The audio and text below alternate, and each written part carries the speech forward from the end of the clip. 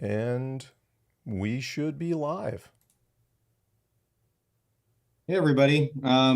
We always have a little bit of delay here. I'm actually getting the YouTube up here, so if you guys have any questions, I'll be able to answer. But we are kicking off Meet the Maker this week, or this. I guess we don't always do it every week. This month, we're working with HueForge, and to learn a little bit about the software application, which I think you call filament painting. Um, it's something super cool I've seen on all of the Rep Rap fests that we've had recently. They had a really great display over at Murph.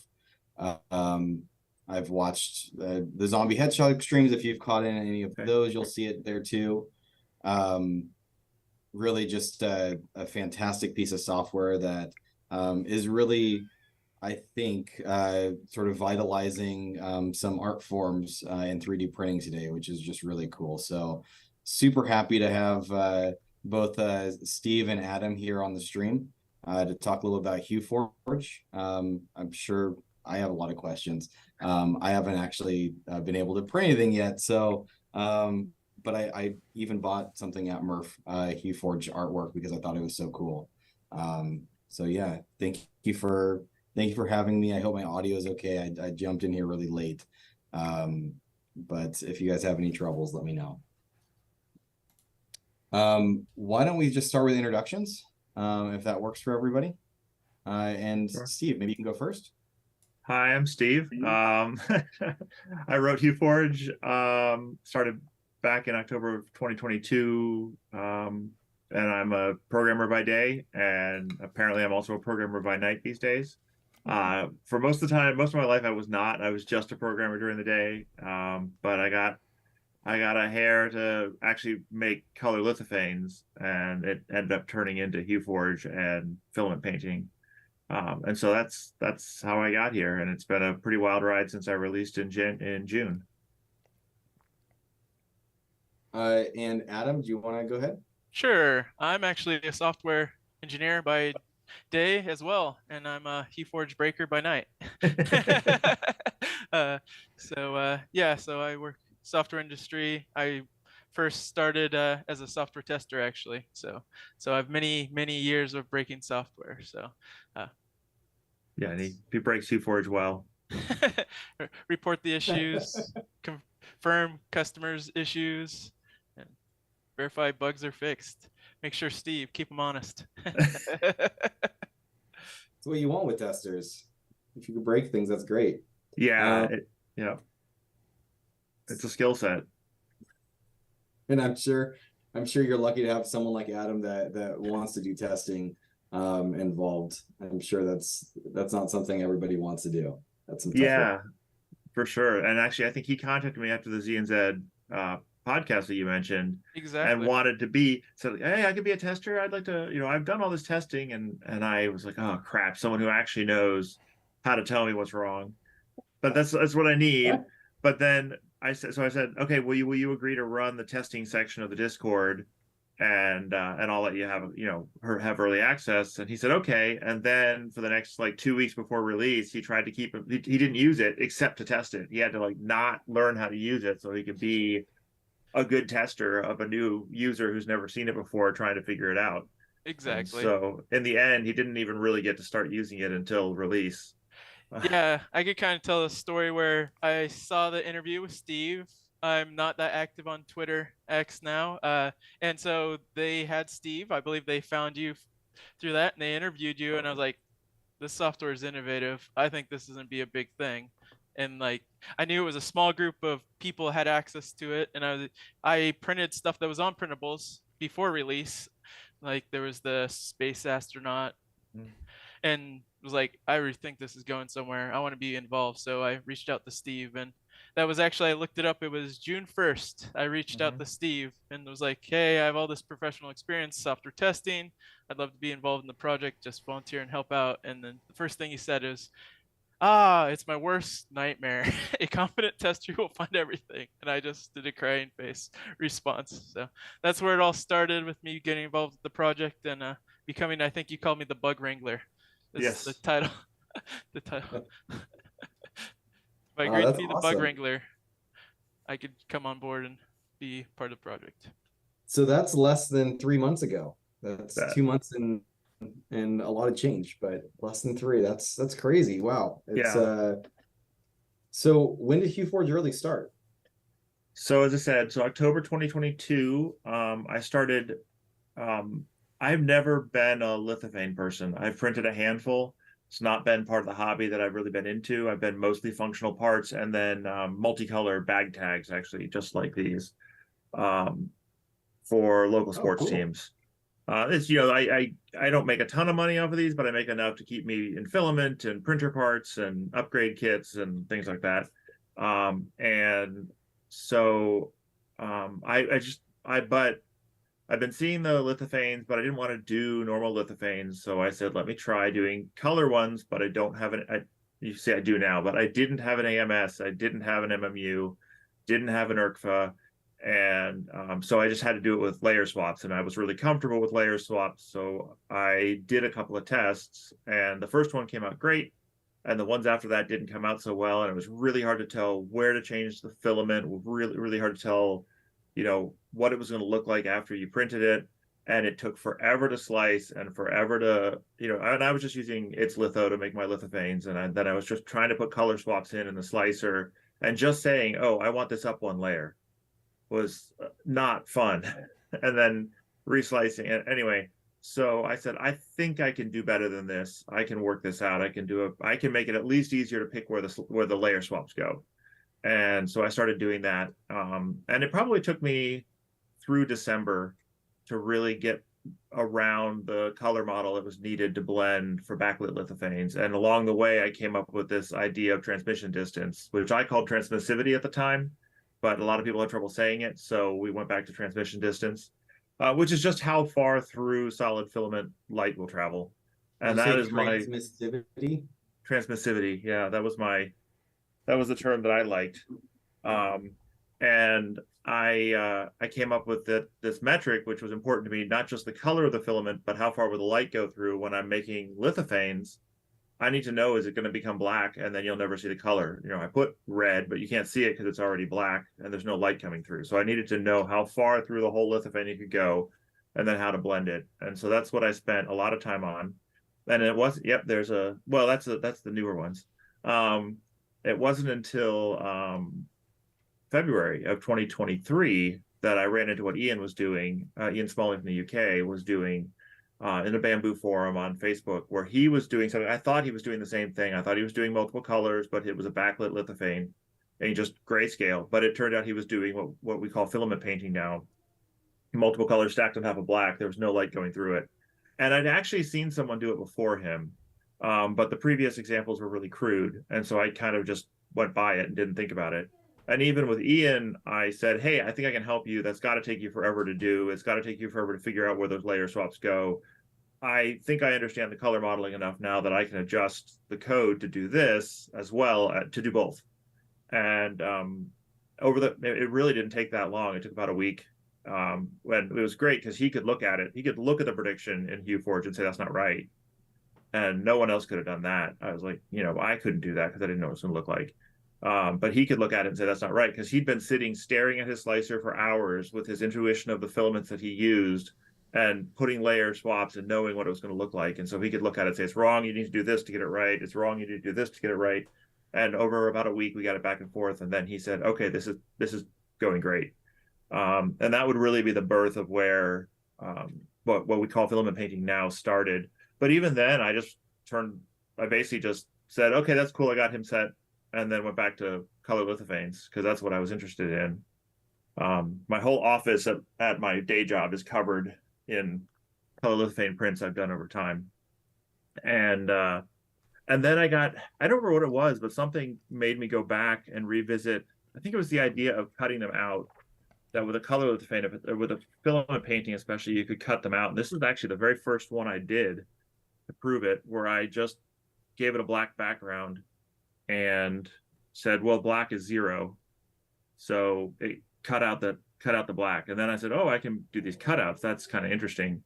And then I I just started playing with them a little bit, and I got one that had a really, really strong sense of depth that I didn't get. You don't get that. You get the cool shading and brightness and darkness and the image out of nowhere from lithophanes, but you don't get compelling depth illusions from lithophanes. And you could get a really compelling illusion of depth in a filament painting, and that got me excited. And that's kind of where I shifted over and said, actually, maybe this is what is really interesting here in the software that I've written. And the lithophanes I think are cool and they're neat, but this is the really cool part that I haven't seen before. And that's kind of where, and then people kept asking me what it was called. And I called them reverse lithophanes for a while, or front lit lithophanes for a while. And people disagreed with me and argued with me and told me I was wrong on the internet. And so I thought about it for a while and then renamed them filament paintings, which I thought was really appropriate because you are layering colors on top of each other and getting the blending throughout the stack. So for anybody that doesn't know at this point, there's no actual painting in the verb painting, with a brush or anything like that. You're calling it that because of just the way you're stacking colors on top of each other to make a painting as a sense of like, I guess,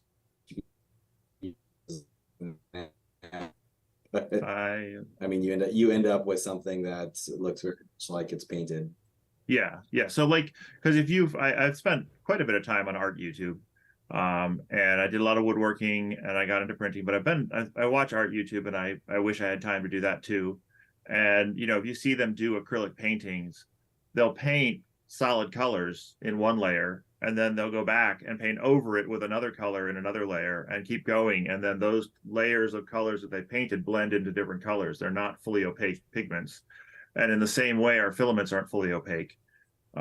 There's a few that are really close, but they're really, especially when you get down to really low layer heights like 0.08 and 0.04, they're really not opaque. And even many of them at 0.2 are not opaque. I mean, how many times have you put a layer of white letters and you're like, why are these letters pink, not white? And because you put them on a red background and the white lets the light through and lets the red through. And that's, instead of seeing that as a negative, I'm seeing that as an opportunity. We can do stuff with that. So and you're talking about opaqueness, and I assume that every filament across manufacturers, I would even think probably across batches of the same manufacturer, can have variation there. How are you doing this? It just seems like such a hard problem. So that's something we actually don't know yet. Okay. We know there's variation. That's guaranteed, right? I mean, there's variation in filament diameter, there's variation in everything. There's variation in color batches. So obviously, if there's variation in color batches, there's variation in transmission distance, especially since nobody's been looking for it. But interestingly, it seems like a lot of it. Okay, it seems so far we have seen that well-captured, well-tested transmission distances are holding up on the average. We are seeing, and it does depend on the vendor a little bit, but we are seeing that for some, you might say, well, mine's one millimeter difference than yours, but 1 millimeter, which is noticeable and will show up, is not huge. That's a pretty modest variation. But what's interesting is like our filament test. So the new test is this little backlit strip that we use. It's different depths. You can see there's light through the thinnest one. And you put this on a light box. It doesn't really translate online very well, or on camera very well, because the cameras try to auto gain and correct it. But this one's pretty opaque, so you'll be able to see it. So it's a light box, and it tells you, you can see there's kind of 3 lit up, and so you'd say it's 0.8, which is a pretty opaque filament. But the issue is, you don't want to spend forever printing these tests. And one of the reasons I had gone to a front lit test, like what Adam held up earlier, where they're printed on a card and you either print red on top of the card or white on top of that, a dark background, is because my first ones were these big things that took about an hour to print, and they went in 10th millimeter increments, and they just took forever to print, and you didn't want to spend too much time on it. But the issue is these tiny samples, I have noticed that there might be a lot of variation within a short distance, a short amount of filament. but over time, the average is the same. And so, because I've seen one spool of filament where the beginning of the spool was a 7, and then later on in the spool, it was a 2. And when I did a full print, it was a 2, and over time, it averaged out to a 2. But clearly, there are spots in the spool that are much, much higher. So really, we don't know how much it's been, but we have seen pretty repeatable results for most people using filaments that were captured in a reliable method.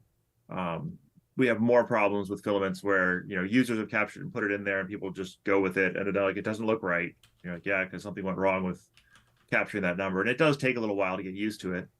And then we just say, take your picture that came out wrong, bring up your Hue Forge window and change the numbers in Hue Forge until what you're holding in your hand matches what you see on the screen. And then you're probably closer to the right number. Whether it's because your spool was different in that location or because your number was off for whatever reason. So we've also noticed variances in how you print. Speed, temperature, flow rate are all big variables to kind of dial in on your printer to not have like the air gaps between the solid layers. We haven't really said, but generally all Hue Forges should be printed at 100% infill so you get the most transmission distance possible. So this is a little step test I did. This is Protopasta Blood of My Enemies on their such a good basics color. white. So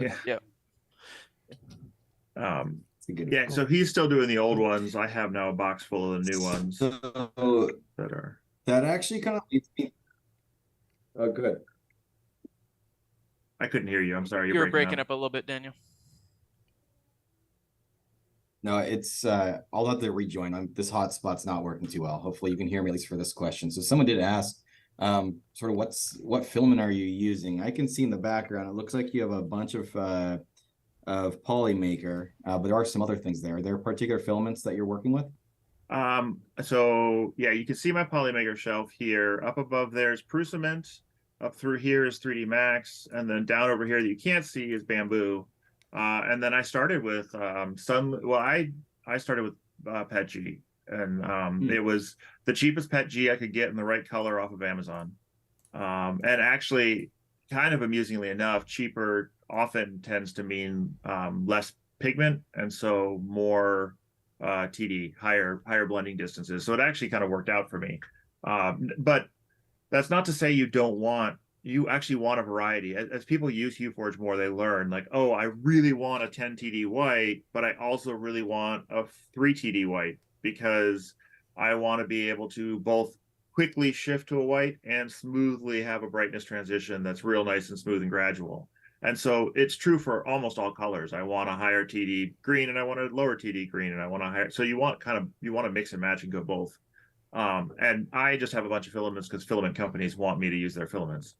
And they send me their filaments. I have another 60 filaments here from a new company that I can't even buy in the US. But so I just, they're going to throw me filaments. I'm going to use them. But I will say that Polymaker's high quality filaments are often really low TD. And it's just different. You can use them. And, the examples that they have on their Hue Forge kit website are great.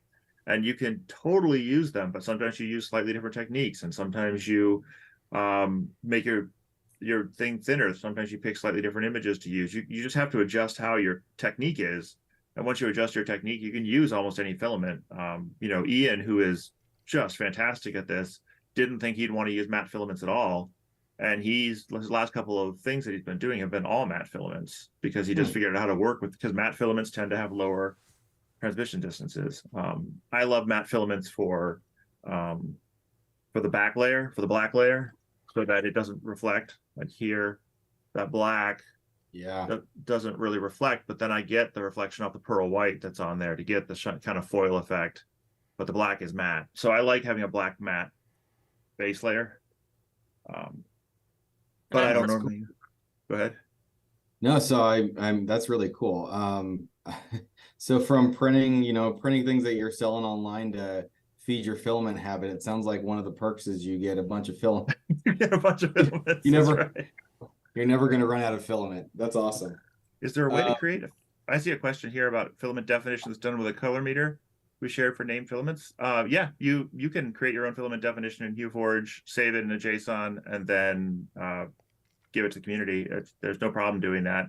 I will say that the color of the filament, it is important, but it is significantly less important than the transmission distance being right.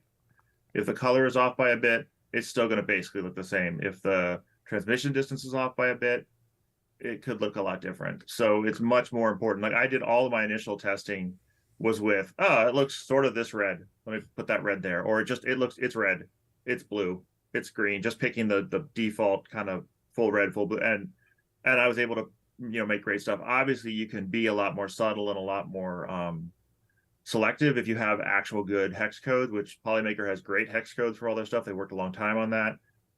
Some other companies have good hex codes too, but you never know. The new one, I'm not totally sold on their hex codes. So for like hex codes that don't exist, I take images of their product photos and then kind of get, this is in the general, and pick that hex value and then see that separate and go, yeah, that looks close to it. Because HueForge is just a hex value, so you can't have like, oh, this is a sparkle filament. You can't really see that in HueForge, Right. today, and doesn't have that option. So yeah, people could add filaments through the UI of HueForge or through JSON. They just make directly. it's just a JSON. Yep. And 3D Max has actually been professionally scanned using samples. And so I know the guy who sent all the samples to the color lab to get them all professionally scanned in for hex codes and everything. So those are done. And Polymaker redid all theirs very carefully from product photos and well taken unified product photos. So it's really just it's up to the filament company to be on the ball with that a little bit. And then as users, if you don't agree with it, as Adam said, take a photo, bring it in, find what looks like about the knot, or get a couple of averages and put them together and say, here's my hex code. Cool. And so this is something that a filament company could also just go in HueForge. They could measure everything and upload it to the community. Correct. They could send it to you or send it to their user to do. That's really cool. Yeah, so one of the things that got added in the most recent version, and I'm still updating this stuff, but the most recent version makes this really easy. If a vendor wants to put a JSON up that is their filament library with their hex codes and their transmission distances and their preferred product names and everything in it, they can do that, and any user can take it and drop it into their vendors library. There's a folder, filaments vendors, and they can drop that JSON in there, and it'll automatically import it in and put it into their library as all unowned filaments that they don't own, that get sorted down into their unowned tabs, and it'll be all, and then they could remove it from there or leave it in there. It doesn't matter. It'll just be, but it'll be automatically imported. So it's super easy for filament manufacturers to do that if they want. And I'm actually just starting to get that through their heads. That's actually something I've had to. They're like, okay, when can you put it in? I'm like, well, when do you have the data? We can just put it up on your website, advertise it. I'll obviously put it in the release, but you don't have to wait for me to put it in the release for you to, have a set of filaments to put in. And I've been working with Protopasta since I use their filaments a lot, and taking TDs, getting the values, making the JSON, and making that available, because it also makes my life easier, because then I could use the filaments I have in HueForge. So it's a win-win. You mentioned Protopasta. One of the, it's one of the companies that has a lot of very unique filaments that are it's hard to put as like a normal color. Like, I think you were printing here's a sparkle green blue. They've got the forest fleck. I mean, they've got a blood of my enemies as actually probably a little bit easier, but a lot of them are not, they're just very unique. So how does that play into what it's going to look like if you try to use HueForge for a filament painting? But you've printed a couple of those, right, Adam? Yeah. So I even did it for the Joel Telling event. I used the black sparkle, and it's really getting your TD value right is the main thing. You could just imagine it that it's going to be this base color, but it's going to have some sparkle to it. So the software doesn't have the glitter and the size of the glitter. It doesn't visualize that today. It's just the hex value, but I haven't seen it like play a big effect of the result I come out of what I've told it I want it to look like, and how I printed it is different. So would it look like specks of dirt or something something just because I would think, you know, a piece of glitter probably is opaque, like where it's gonna, I guess, refract from it. Does that show up at all? Well, you can kind of see here. This is just white on. I think this is You'd- gold dust. Yeah. You'd have to get a whole lot closer to your camera for us to really Yeah, see I any. can't see that. I don't know if that helps. We can't really see it. We can see that it's blending in, but You that's say about something's it. gonna pop up. There. Interesting. I will say two things. One, if you're running a 0.2 nozzle, probably don't use those. And I was using Galaxy Black as the back color for a print, and it jammed my 0.2 a couple times. 0.4 just fine, no problem. And I kind of knew, you know, 0.2 at 0.04 millimeter layer heights, I was kind of asking for it. I don't really blame the filament for that. I blame me trying to use the filament for that. But the pearl white is a high TD pearl white, which surprised me. Most of the time when you add additives, you lower the TD of a filament. So when I saw pearl white, I thought, oh, this is going to be a low TD, shiny white. That's great. And in fact, I've used shiny whites in the past on bag tags to quickly transition to white and not have to worry about underlying colors. This one is a high TD white, which is great. But it actually, I tried using it as just the white for a grayscale portion of an image, and I didn't bring it down with me. But it looks almost holographic. It's very odd. It's a weird effect. It when you tilt it, the light shifts around it, and it looks, I mean, the blending is right. It looks like the image, but it's got this shine to it that looks almost holographic, which is actually what I was trying to capture here, and I don't think I quite got it. I was trying to get that shine on the armor, and I don't quite think I got it. I mean, I still think it looks like foil, but I think that's almost more just the general image in the blend. But yeah, it has this shine that is not, it makes it kind of inappropriate for that particular application that I was using it for just like hands of, you know, someone's hands holding something, and the hands just like, they grab your attention and they look a little weird and they don't look like what you They expect. look really weird. Yeah, it's just not what you expect, but I think it has a lot of potential to be cool and to be useful and be really, really neat to use. I've been trying to work through how to get that to show up. And that's the way when you cement, want. That's right? the Prusament Pearl White. Yeah, I used that here trying to get it on her armor, and I really only got it on the background a little bit. You can see kind of the background shiny, the blue. There's a couple layers there, but her armor's mostly red, and there's no none of that white above there because I didn't want it on her face.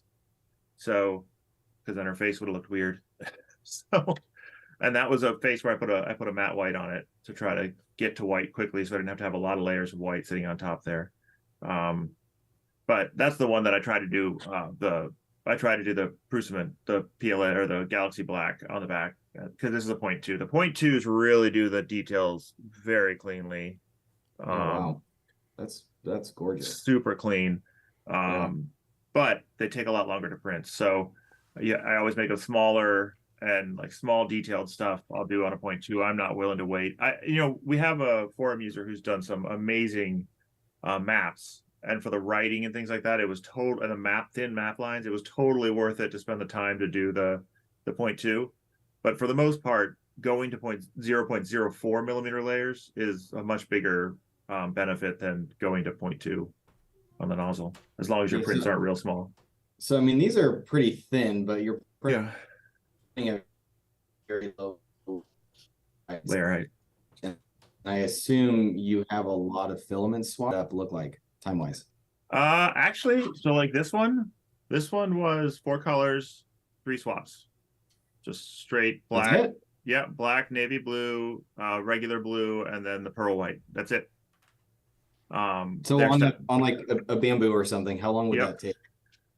This one is a big one. It's not very thick, but I mean, I think it is 2 millimeters. I think this one was 8 hours. Okay. Ian's profiles are a little faster. He gets them done a bit faster. His clocks he does in like 5 or 6 hours. I will say that color aware, this one and this one were done with the newer color aware algorithm. This one was done with color aware. These have more swaps. Because what happens is when the color aware stacks everything. So that's the number one request for people is I want to put the colors where I want to put the colors. And why can't I put the color where I want to put the color? And it makes sense. And when I started working on the lithophane back in the day, I thought none of the lithophane makers care what color it is. They only care what luminance it is. And so there's this missing piece where you could be setting it up by color. And it's much harder in lithophanes. You can do it here, but so what color aware does in general practice, and the one I used here was a test version, is it splits the vertical space. Instead of just luminance, it splits it by blue luminance, green luminance, and red luminance, and then black through white all the way through. And so what ends up happening is you have dark blue to light blue, and then you have dark green to light green, and then you have dark red to light red, and yellow's up there, and there's some mixing in there. But basically what that means is you end up wanting to have a dark color, a medium color, a light color, a dark color, medium color. So you have more swaps, even if you may only be using the same white over and over again, or the same black over and over again, you're still going to have more swaps in there. So I think this one was 11 swaps of but 7 colors. It's still not that many swaps compared to most of the multicolored prints, but we are starting to add up the number of swaps. And so I'm starting to look at these 16 sliders that I have and thinking, is 16 enough? Are we going to be needing to push out into? Fortunately, you can actually change that. The user settings file will let you change that to whatever you can fit in your screen. There's no horizontal scroll window yet. That's probably going to have to come. So if you put it really large, they'll just stack on top of each other. Yeah. Somebody's had to test it. Somebody tested. He also tested with 1, if I recall. Yeah, I found issues around 1. You gotta test the boundaries. That's the Yep. common ones. Go extremes first. Yeah. Fortunately, my users are pretty good. If I tell them, "Hey, don't do that right now. I'll fix it down the road." They're like, "Okay, as long as it's easy to work around."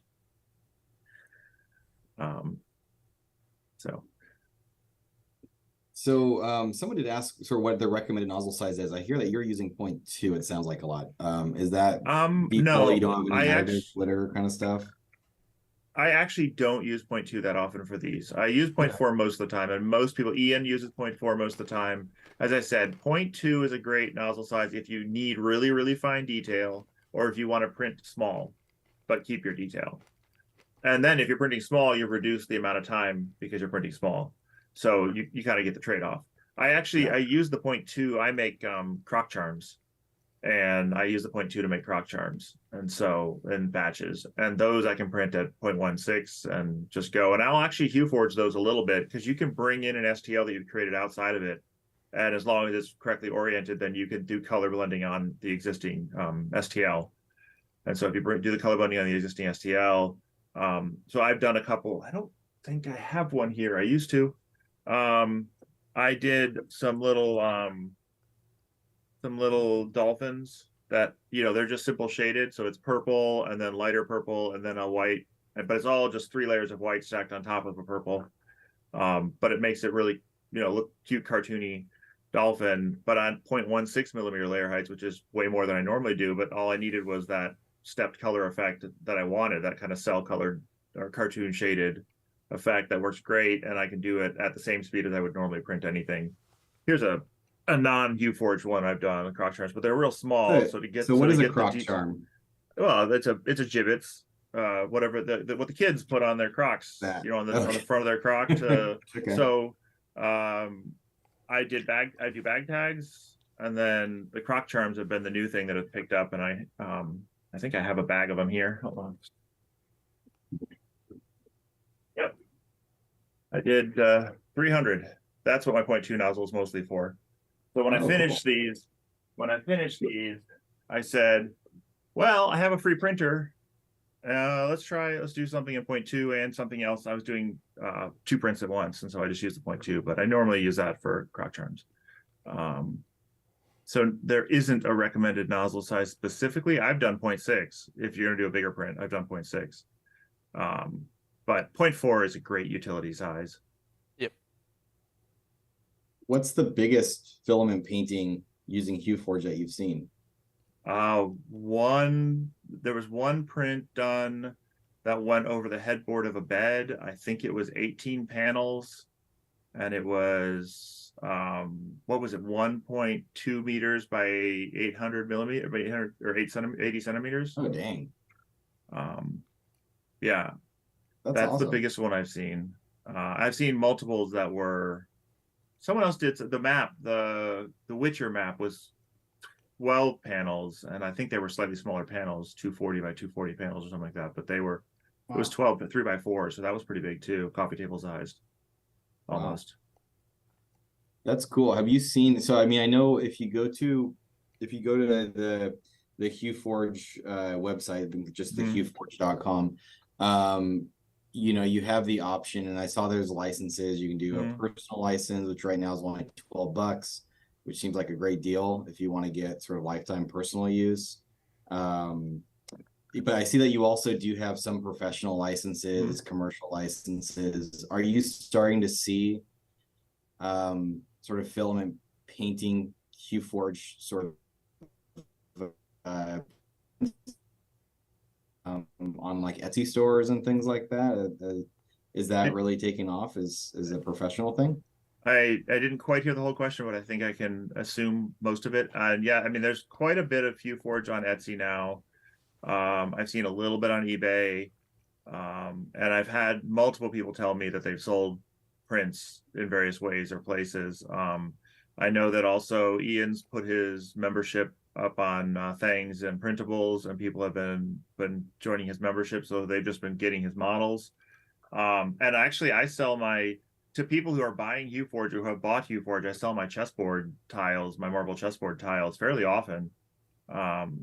I kind of expected once I started selling Hue Forge, people would say, "Oh, I can make those myself," but they value the fact that they've already been done and they don't have to do it, I guess, and so they just buy them. So we're starting to see it. I think people are still experimenting with it and figuring out what their personal niche is and how they're going to use it. And a few people have found uses that people want and are doing them. They're not being super loud about it. As I said, I've seen a bunch of stuff up on Etsy. I don't know how much of it's selling. I know some people have sold. I know, I believe you bought from Medic, right? And he sold another one to his neighbor as well. And yeah, it's a cool Stormtrooper. Yeah, Stormtrooper one. I love it. I know there's some people that have Patreons too, that I think they're mostly driving through Hue Forge creations to people. Yeah. So people could subscribe and then get one really creations. One really cool one, and actually I knew him before I released Hue Forge, was his Dynamod. He does modular tabletop role-playing game sets. He has a Patreon for that, and I met him in the Stage Top group, and we talked about this, and he knew Hue Forge was coming, and he bought a license. I think he bought the Lifetime Professional when it came out, and he started making. He started making his tiles. They look like stone now. They look like stone with multicolor, and they're really cool looking. And he did a whole different set of Hero Quest, the board game. The different colors, so they're different colors of stone. So he did that whole thing. I believe it should be with me at Earth for people to come look at. And then Da Vinci, I see in the chat, asked about PLA versus ABS. Ajax in our forum uses only ABS and swears by it and says that it never strings or leaves little wisps. And so he thinks everyone should use ABS. And I think everyone should use PETG. The only reason I don't use PETG is the bamboos don't really like PETG at thin layer heights right now. And I think that's something that'll totally be worked through, but I had no problem. I have 3 printers you can't see here that were my workhorses for this whole time. 1 switch wire conversion, and then 2 clipperized Core XYs that have print PETG of these just fine at these layer heights, no problem. But the bamboos don't like it.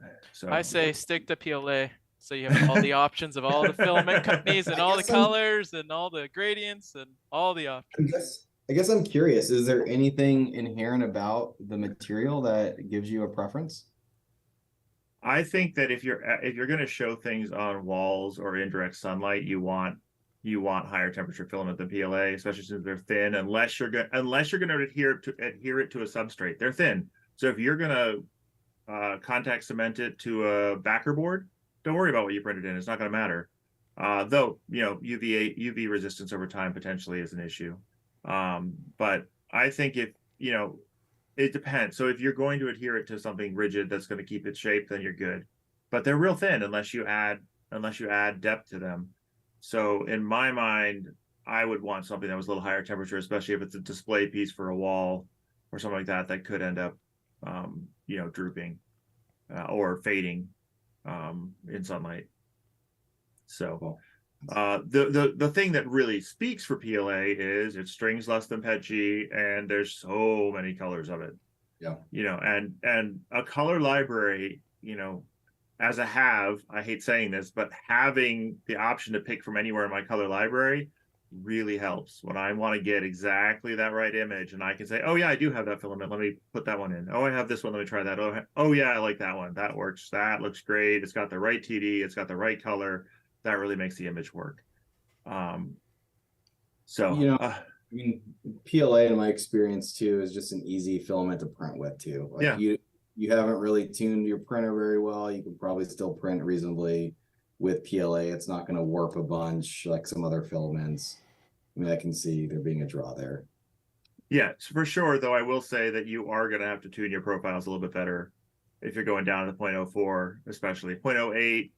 It's tricky, but you can do it. 0.04 starts getting real particular about, is your heat right? Is your flow right?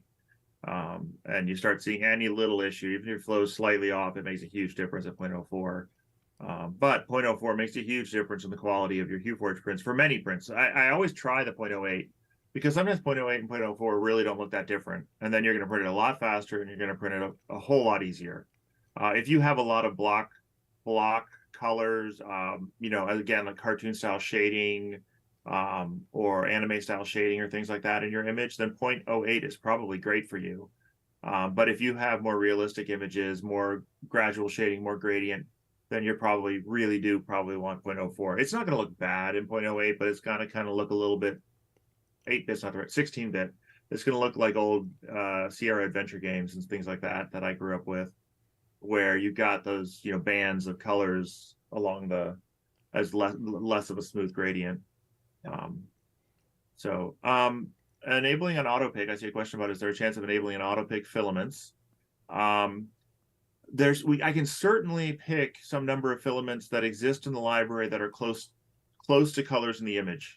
That's something that I want to do. The problem is I don't think that's going to get people as close as they think it's going to get people. And I want to get people, because the problem is, okay, that maybe is a great match for the color in the image, but based on how it stacks and based on how the colors are separated, you may not be able to hit that particular color very easily. It can be a problem. But I do actually want to make it really easy for you to find a filament color that matches the color that you want, that has a TD you want, and then go order it from the filament manufacturer. I think it's actually one of those rare win-win-wins where you as the user of HueForge are like, oh, this image, I have to make this image. I need a color that fits this criteria. Where can I get that color? And I can tell you that, and I can point you to the filament manufacturer. You can order it. You can be happy. I can get the filament companies happy because you ordered it, and I get my affiliate payment, and I'm happy. It's one of the rare cases where I don't shove it in your face. I don't try to throw everything at you, but you come to me and say, please tell me what to get, and I want to support that. It's just there's so much to support, and it's just me. So, totally. But and so you've got, I mean, obviously it's you really driving HueForge. I mean, you have people like Adam that are doing testing. Is it could you say it's a community project in the sense like you've got a lot of support from that, or is it a really small group of people that are really driving releases and things like that? So Adam is definitely my number one person actually helping me drive releases and make sure I don't skip steps and ignore checks and hey, we have these 5 bugs. It's okay if we're not going to fix them, but let's make sure that we've decided we're not fixing them, that kind of stuff. And I'm not good at that, so it's really, really helpful to have. But there's Adam and Ajax and a couple other people in the community are on Discord, especially, are super active, and really, really good at answering questions and helping people and being really patient. And as more people get involved, the community has been really good around helping and being friendly, especially in the Discord, I say, more than anywhere else. The Discord is definitely where I've been focused. The Discord's a closed group for only owners of HueForge, which makes it good because everyone's got skin in the game. Everyone's got the software. We can all talk the same language. That's why the Facebook group and the Reddit group aren't closed, because I want them to be, anyone who's interested to come and check it out and get information. But I can only spend so much time in any individual place. So there is a really good community in the Discord right now that's really coming around and helping people. I often people will hit me up in email or my store email or store chat and ask like detailed, like, why is this not working questions. And if I can't solve it in a short period of time, I'll say, hey, here's the Discord link in case yours expired. If you go to the Discord, people will go into video chat with you and you can share your screen and they can walk you through how to, get this working. And it's way easier than me trying to do it over email. Even to the point of it's not running problems. And I'm just like, this isn't making any sense what you're telling me. Can you screen share on Discord with us so we can fix it? And so there's definitely a community that's growing up around it that's really, really helpful. And like I was able to go on vacation last week and not worry that the Discord was going to blow up or, people were going to, run away because I wasn't there every day. And in fact, many nights, at first I was there every night and I'm like trying to talk to people, but also trying to get stuff done. And now I'll just be like, hey guys, I'm saying hello, but I'm not going to be on the rest of the night. I'll be writing code. So it's nice. That's great. It's really good.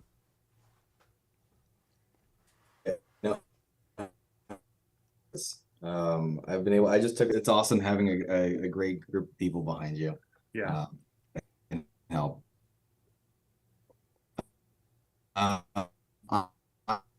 Gonna try to change back onto my Wi-Fi because I know my internet's been pretty unstable. Drop off for a second. That's what I'm doing. Okay. All right.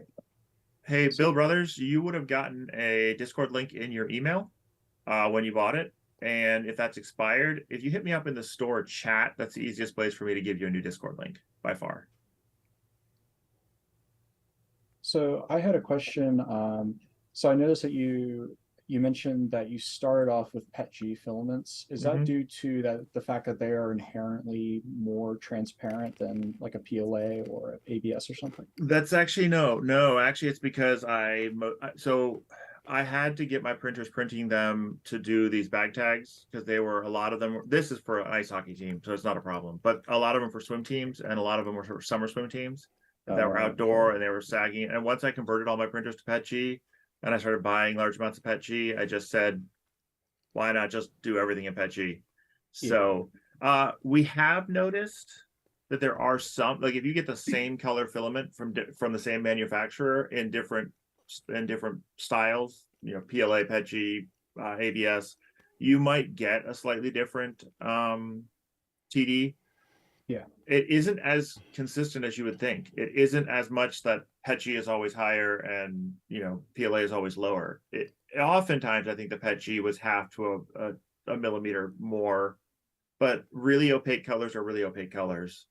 So I think it really comes down to more of the pigment they're using and the amount of pigment they're using more than the underlying resin if you're looking at relatively high resin filaments, because like Ian always used PLA and I always used PETG, and we compared our numbers between the same manufacturer and they were basically the same to within a millimeter or a millimeter or less. And as I said, we don't really know what the manufacturer tolerances are on this yet because manufacturers aren't testing this yet, and so we really haven't. There's a lot we just don't know yet about how clean they are between runs, but we haven't seen. Now I would guess if you got a natural PLA and a natural PETG is a lot closer to transparent, I think. Yeah. But interesting is that transparents actually have lower TDs than you think. If you have a pigmented transparent, they can actually be 4 or 5 TD of 4 or 5 rather than what you would think with like a 10, because it's white, that's a 10 and it looks solid to you, but it's actually got a higher TD than a dark green translucent. It's really interesting. And the other question I had is, how much of a difference have you noticed the more consistent the melt is of your filament, printing slower, printing hotter? Does that make a big difference? It does make a difference. At the point of if you are mattifying your filament because you're too fast, that's definitely going to make it way more opaque. And if you're under extruding it all, it's going to make it way more opaque because, well, there's two sides to that coin, but basically it's going to make it more opaque because you've got more air filament interfaces. You want your filament as extruded as closely to full extrusion as you possibly can get. But at the same time, printing hotter, as a universal rule, is not going to help you. It's going to give you more strings. Your stringiness is going to be much higher at higher temperatures. And so, if you can cleanly and easily clean those strings off, that's fine. But if you want to, get as clean as you can off the bed, you just want to find that melt temperature for the print speed. But this is the kind of interesting thing to me is that and again, these are 0.6s, but the 0.6s I have up here printing at high speed, at 0.08, 0.04. Well, 0.04 got messy. 0.08 is better at a 0.6 nozzle. Like really, 0.04 is really pushing a 0.06 or 0.6 nozzle well past what it really should do. You can do it, but you're going to spend some serious time cleaning up with a knife and things like that. But anyway, 0.08 on these, at high speed, at regular or like at the correct temperature, they print great all the time, get really good, really consistent settings. But yeah, if you start under extruding, if you have a filament that's just like needs to be a little bit hotter, especially the whites can be real tricky with that, like where you'll get to a white and it needs to be 5 degrees hotter. And if you're not paying attention, you can get gaps and you can get breaks in it, and then you don't get the same TD that you really expected to get ahead of time. So it definitely does affect it. Yeah. In my testing, the higher the TD, the filament, the kind of the window you need to dial it in is higher to get that transmission distance. So like your flow rate, your speed, I found the biggest variables. So like the bamboo, it's not truly a high flow hot end. I like to slow it down. And then also, for my PLAs, I generally run a flow ratio of 1.0 versus most of their profiles are 0.98. Yeah. Not 0.95. Yeah. Yep, exactly. I think their generics are 0.95 and their owns are 0.98. And I do the same thing. I run a 1 on the flow. That helps. But yeah, and I know you run silent, right? Yeah, basically I made a profile so I don't have to change it. That just has half the values. So I don't have to worry about, I rebooted it, go back to silent mode. I slowed down my solid infill and my top solid infill, but I leave everything the same, and I run at normal speed. But I did go to 1 flow, and that it was necessary. If I didn't do that, I didn't get the same results. Yeah, when we were doing testing with different infill patterns, and that can play a big effect, but mostly the flow ratio and your speed. So you're just not getting that full solid infill. Do you run any troubles when you have wet filament? Sure. I mean, the same kind of troubles you'd normally run into. It's going to bubble and do things like that. You don't want to use wet, and it's more likely to have temperature issues when it shouldn't. Actually, I got a batch of PET Gs and half of them were wet. They come wet, and I have a filament dryer. My beautiful filament dryer there. It's the most effective one I have. And I'll throw them in there, and it makes a huge difference. Yes, I don't know that it's more sensitive than other things are to wet, but it's certainly at least as sensitive as other things are to wet filament. Somebody asked if you could do a relief map, like Lord of the Rings, Middle Earth. Right. So, right now I don't actually do proper relief. I do shaded intensity diagrams, height maps, or however, I do have in mind to do reliefs. And actually, one of the reasons I didn't do, I actually early on had a relief mode that I was playing with, and that's when I was doing all of my meshing in the GPU. But for compatibility, I ended up moving the meshing out of the GPU into software, and that makes it a whole lot easier to experiment with relief mode. So people have done relief style maps, but anything that's shaded or shadowed is going to be lower.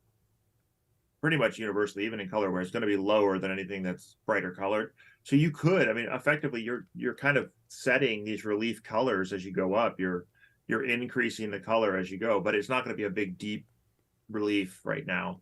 And if you make it too deep, then your colors don't blend, which is a plus and a minus. Sometimes you actually don't want, like sometimes you want, so the issue is if you as you make your relief taller and taller, the walls get steeper and steeper and steeper, and so you have less and less overlap between each layer, and so you get less blend between each layer. You get more just individual color profiles, which could be what you want. There's some people who have used some really high TD filaments and made their prints 4 millimeters thick, and it must take them a while to print, but with a really high TD filament, they get these really beautiful, smooth, unstepped blends that are just really nice. And then they tell me that they can't work with anything, under 12. I'm like, well, maybe you could be a little thinner and then you'd be okay with working under 12.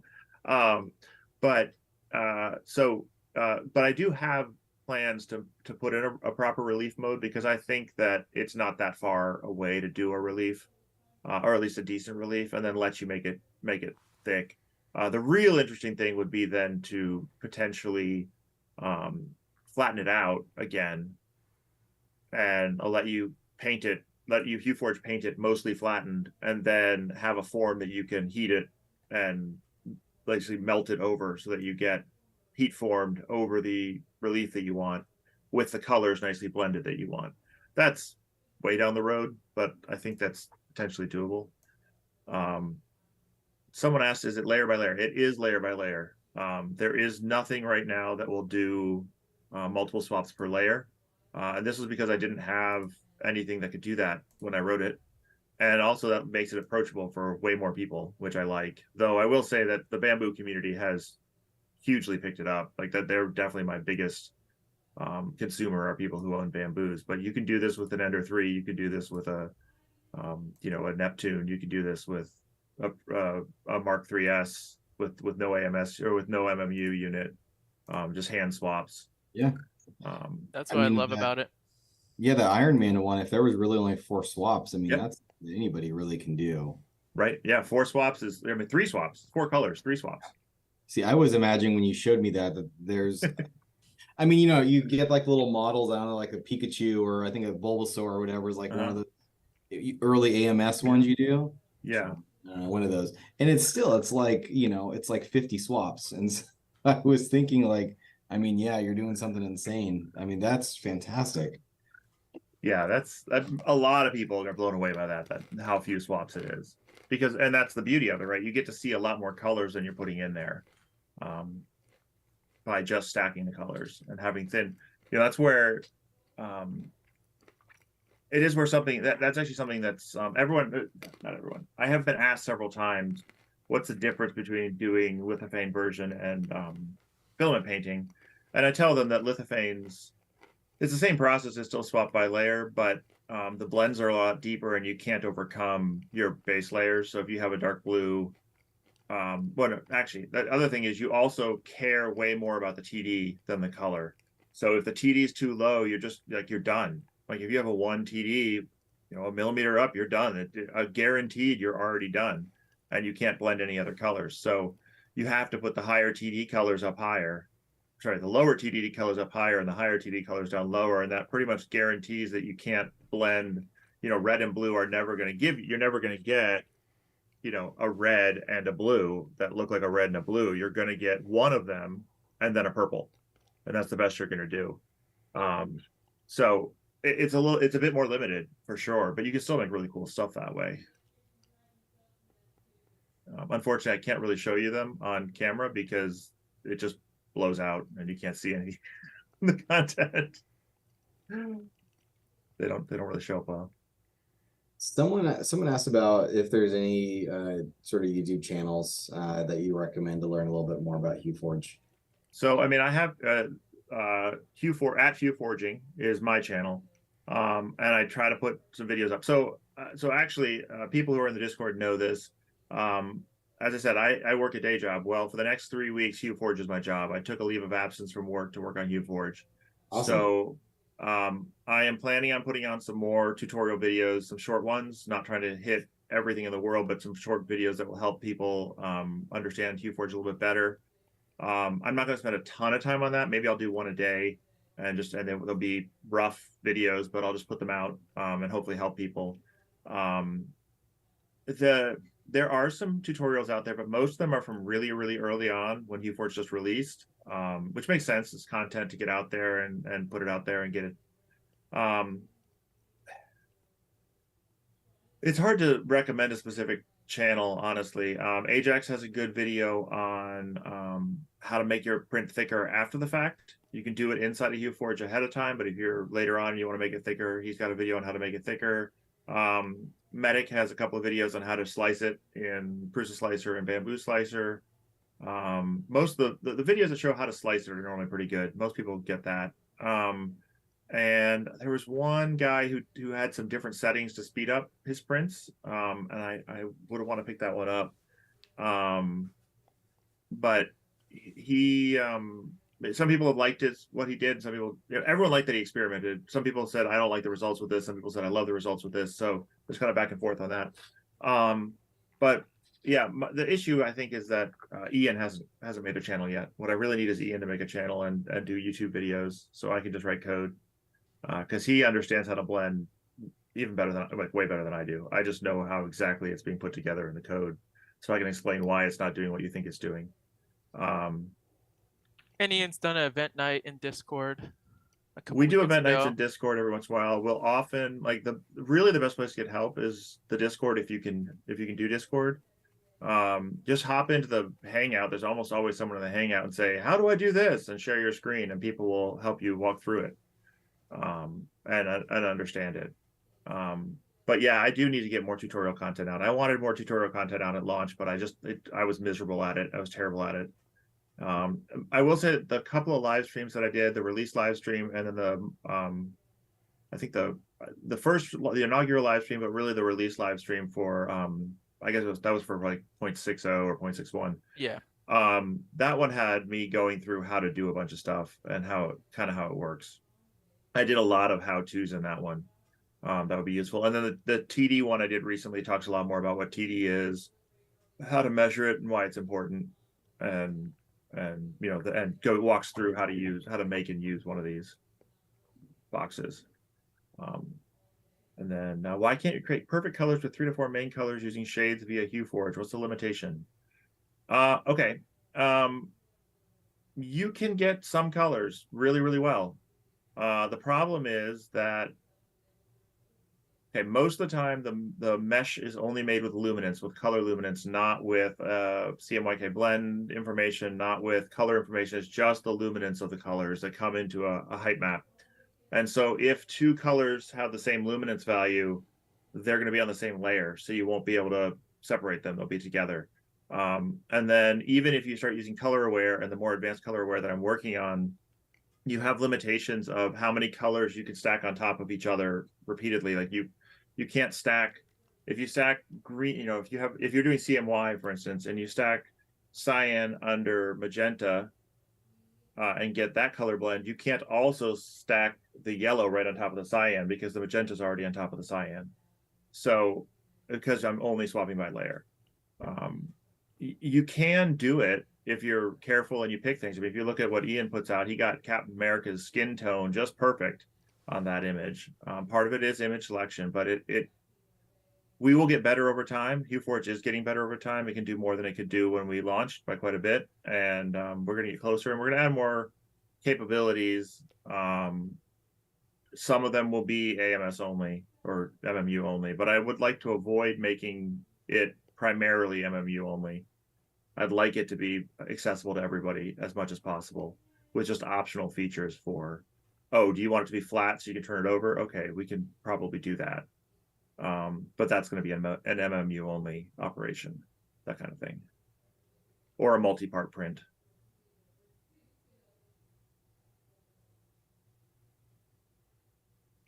So yeah. Oh, sorry.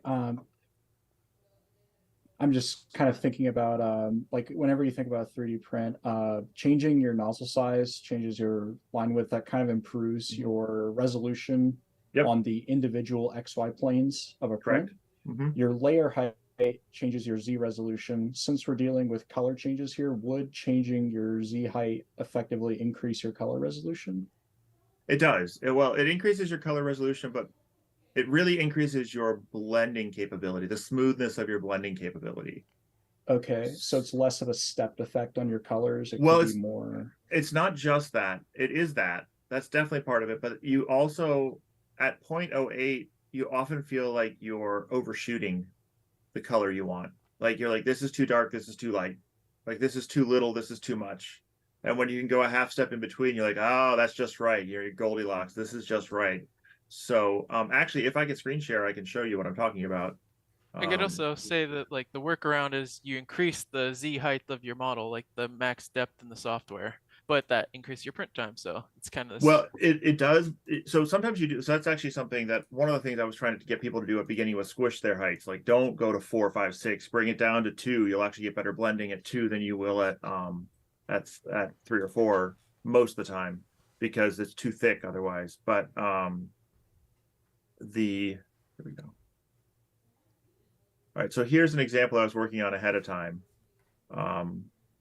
This is it's just an image I generated from Midjourney. I would actually love to get some artists involved, some like actual human artists involved.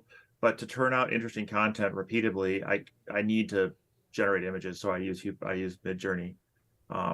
So this is set right now at 0.04, but if I change it to 0.08. First of all, some of these layers are probably going to stack on top of each other.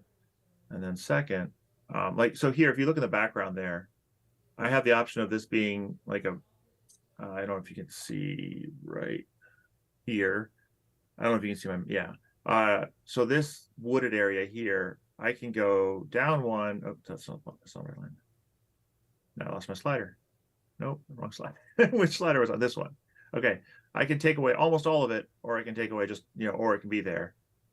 I don't really have a fine control, but if I go down to 04, then I can bring it back, in state. Okay. Little differences, right? So I have a lot more fine control over where the colors are and how they interact with each other. And having one, sometimes having one layer of a color makes a difference.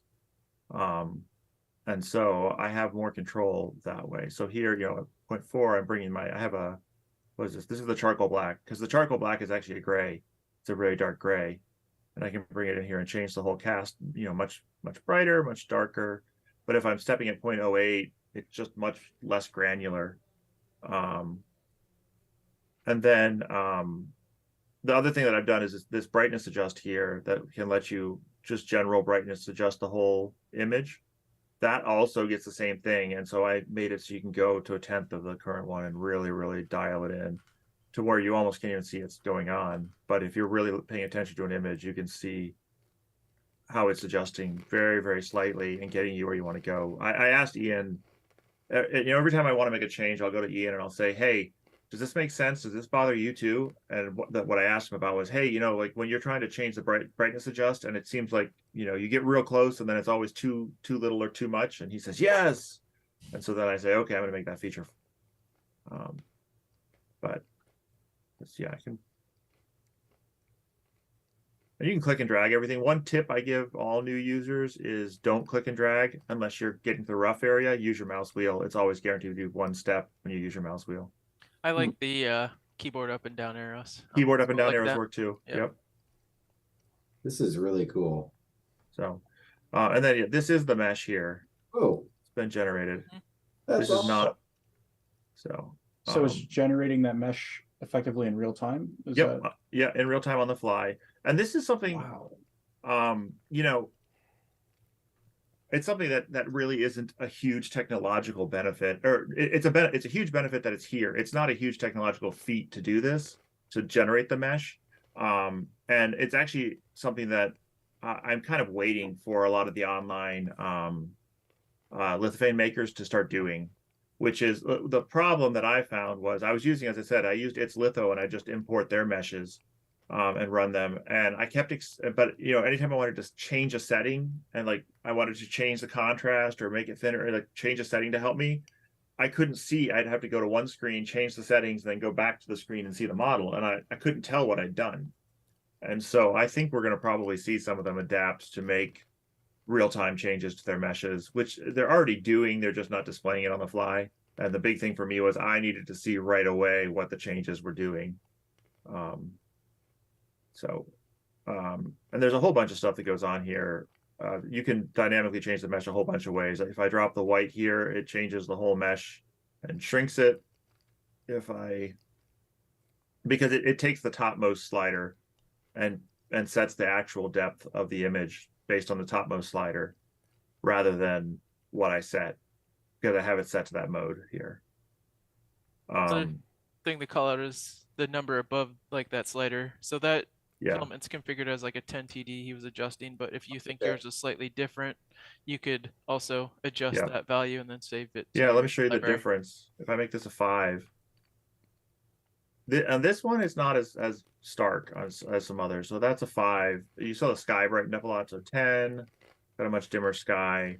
1, you see we blew out the sky. Now we have like none of the background detail, and you get this bright, shiny patch here that isn't nice and smooth. It's just white. These are very starkly white, and then you saw the whole background there gets lost. So if I take this back, but it's a great, it's a 5 wouldn't be terrible here. You're still going to be a little harsh. It's going to probably clump a little bit. But a 10 gives me, a lot more like what I want. 10s are great. Like a 10 TD is like my kind of optimal for a white. But you do want one that's lower as well, because sometimes you don't want to have a bunch. You only have a little highlight or something, a hard specular highlight, and you just want to hit that real fast.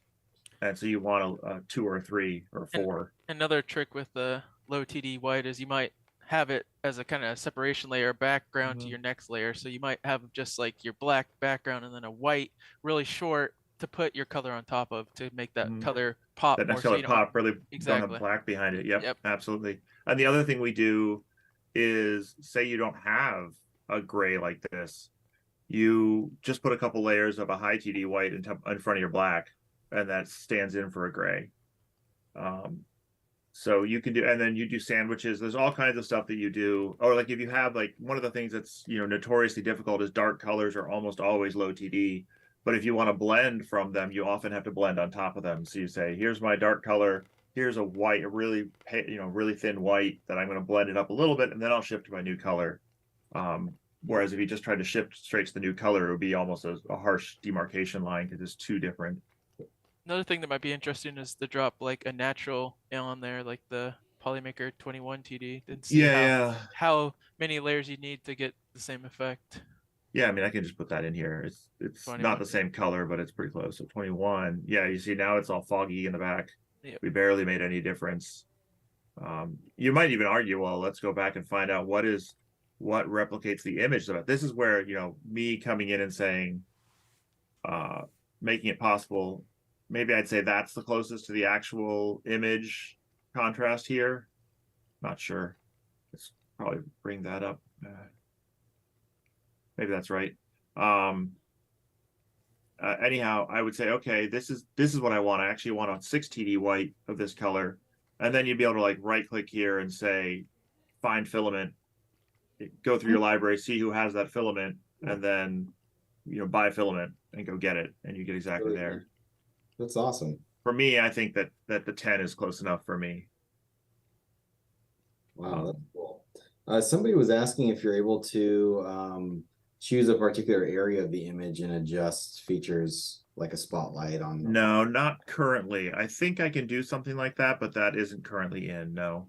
I think actually it's more likely to do something I can do in the mesh, where you can pick basically either a raised region above a certain height or a lower region below a certain height, within the mouse click area.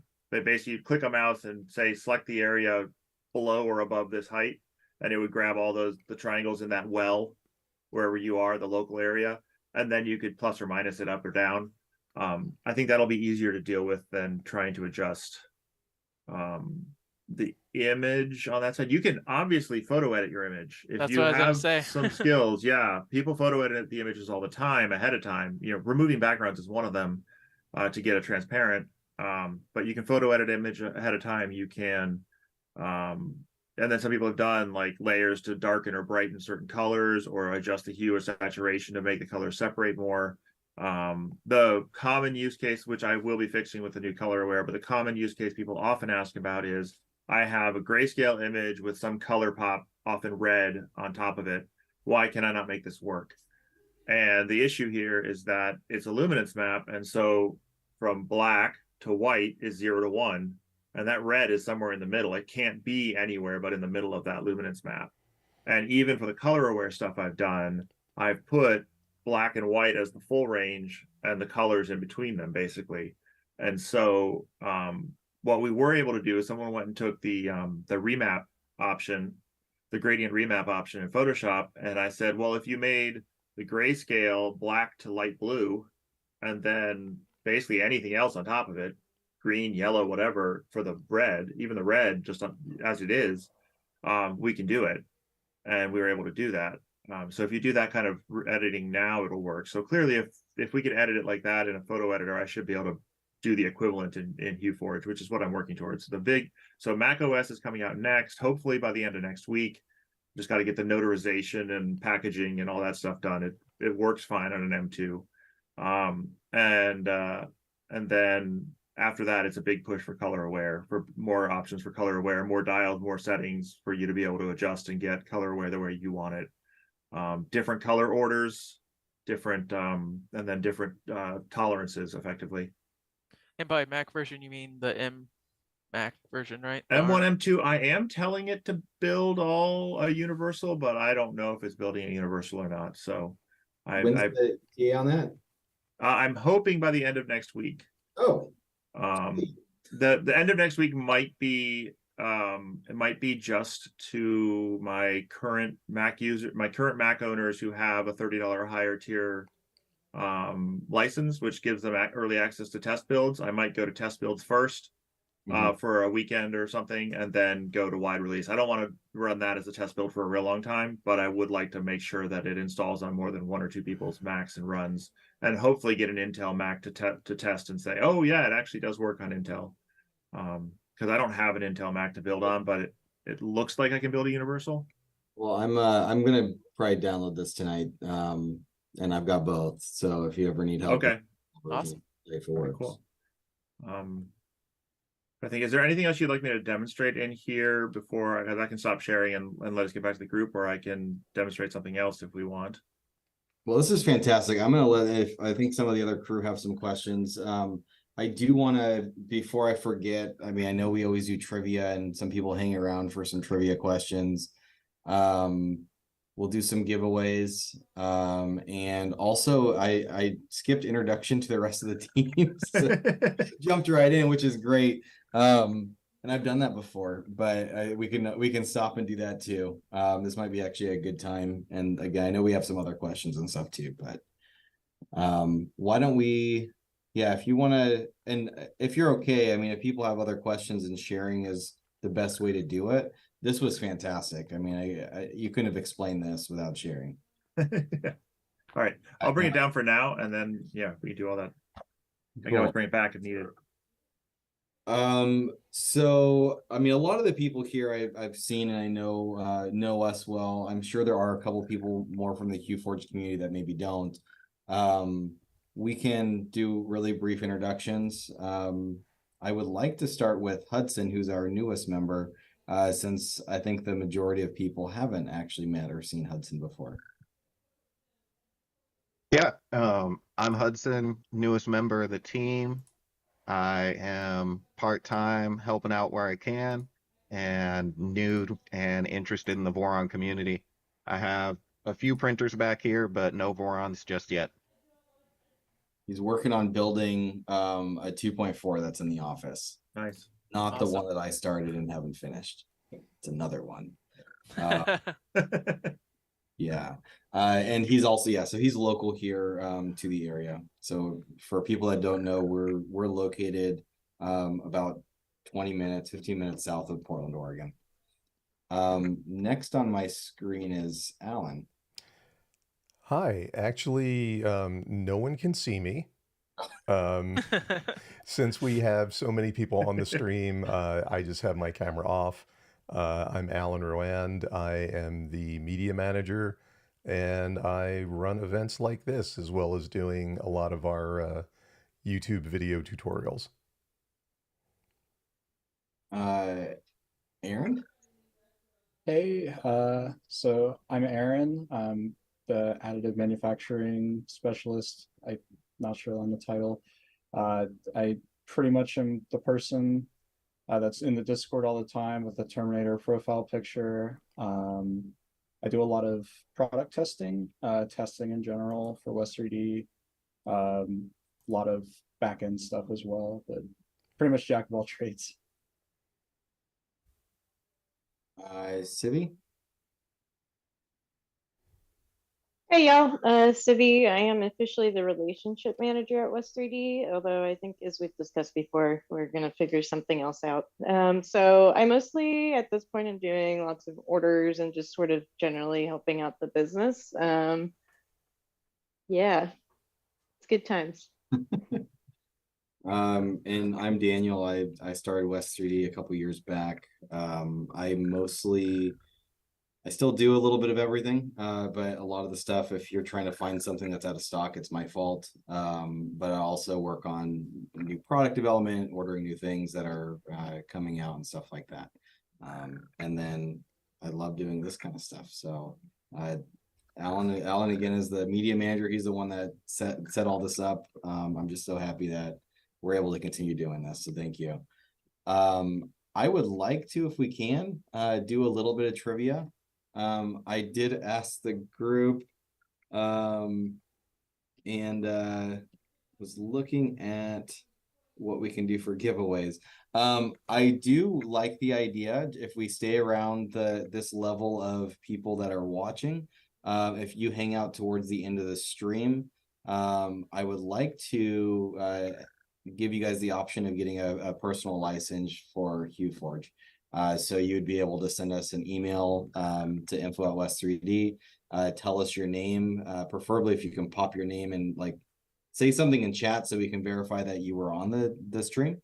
But we will purchase enough licenses, hopefully, if that's possible, Steve, if there's a way to buy for other people. Sure, yeah. And we can get something set up, and if not, we'll talk and figure something out. But that's what I would like to do if you guys can hang around. But for the trivia, we'll do something else. We will do, why don't we do a we can go for rolls of filament, since this is a filament related thing. So whoever gets anything right here, you can send us a message. We'll send you a free roll of filament or a coupon for a free roll of filament that you can pick up at our store. And we do sell polymakers, so if that's one of the more popular options there, you'd be able to pick up a free roll of polymaker from us. So with that said, trivia, I don't want to kick it off because I haven't thought of anything to ask. But Steve or Adam, if any of you guys have any trivia questions that you would like to ask, that would be fantastic. We can do that. I could ask a quick one I thought of.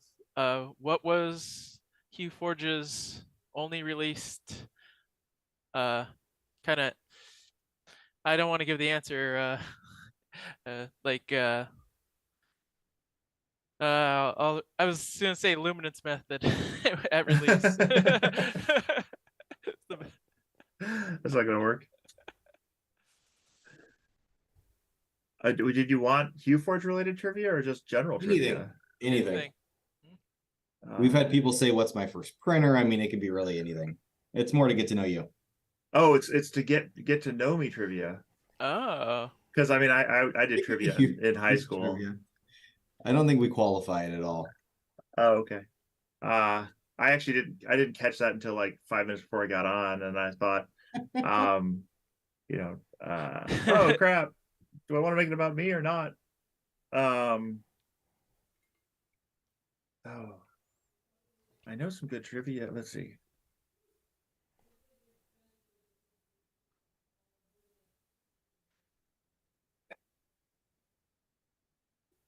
I'm sorry, you put me on the spot and I got nothing right now. Yeah, that's why I was a little. Yeah, but I have a bunch of esoteria. It's not TD, yeah. Esoteria about Hue Forge, but That seems kind of petty.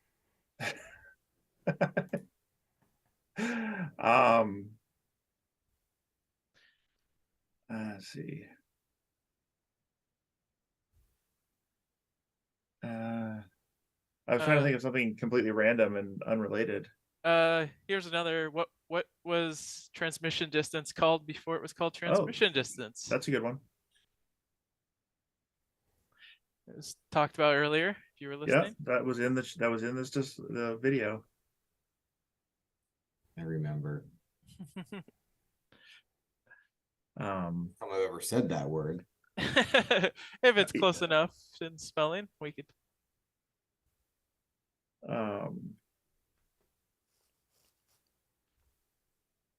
There we go. Thunder Yep. Keys. Thunder Keys got it.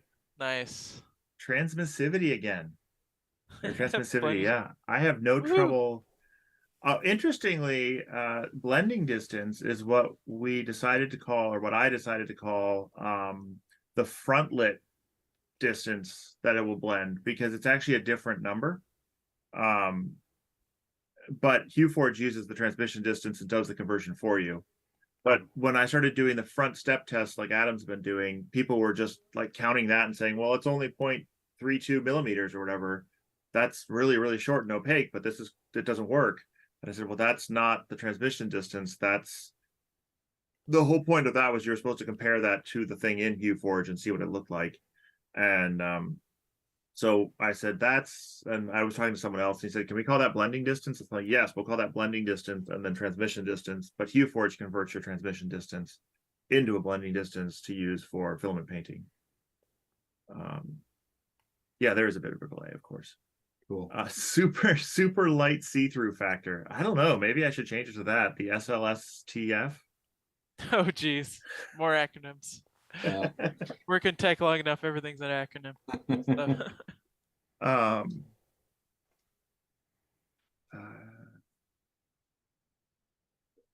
I can pick on someone on our team if any of you guys have thought of a question.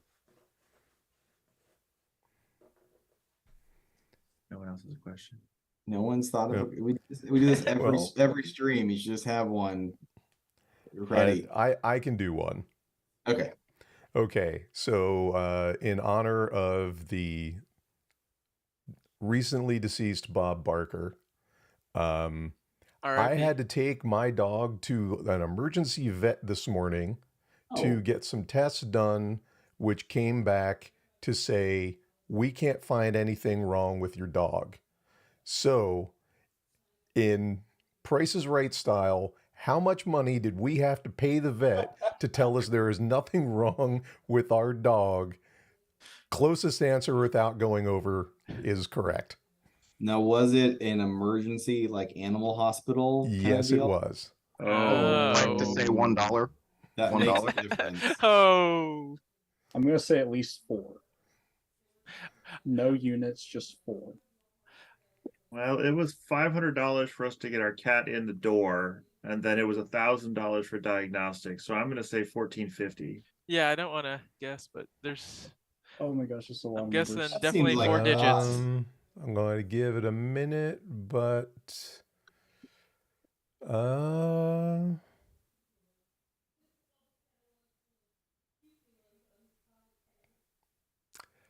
I'm going to give it to Zombie Hedgehog. He answered 560, and it was actually $594 Oh, there you go. You in didn't do too bad. emergency vet and X-rays to show, well, maybe his ligaments were just tight. Let him rest today. Zombie Hedgehog, come on down. There you go. Oh He my needs gosh. filament. He really needs some filament. Yeah, I Right, see you his really streams. need He to. doesn't have any. You can get some protopasta filament or something else. He'll find use for something. Oh, he will. And I should say it doesn't. I say filament, not like the the conductive filament that's like $100, please. Like normal.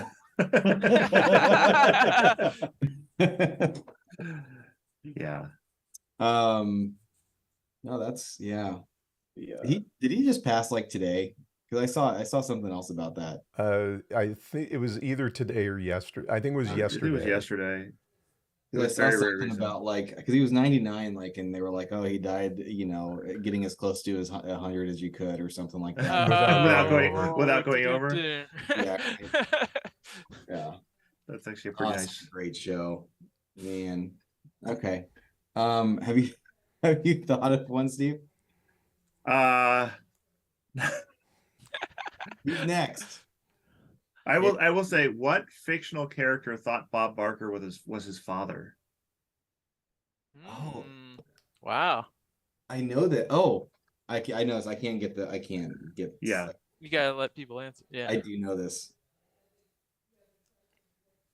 Oh, I think I know. I could give hint. Is it from a movie? No, it's from Oh, a okay. TV show. Okay. A long running one, right? Long running TV show. Very long. I was thinking The Price Was Wrong. The I can give a hint. This person has been on 3D Printing Nerds YouTube channel. The actor who played this person. Wow, that seems like a pretty good hint. Well, and Hudson's given some good hints too. There you go. Tan May got it. Not spelled wrong for the last name, but that's the answer. Barney Stinson from How I Met Your Mother. Oh. And he went on The Price is Right and guessed everything to the dollar and had moments where he shared photographs with him and everything. It was good. It was really funny. Nice. And gave everything to what's his name? Lily and Marshall. Yeah, it's one of those shows that we watch as like a background. Like I've gone through every episode a couple times. That's a good one. I'm gonna go ahead and go with the civvy question. How warm is it right now in the office? I keep sipping on the soda because it's cold. And I'm not normally so flush. That's always my backup. This is twice now. Y'all have completely screwed me over here. And I'm gonna go check real quick because the thermostat's in the other room.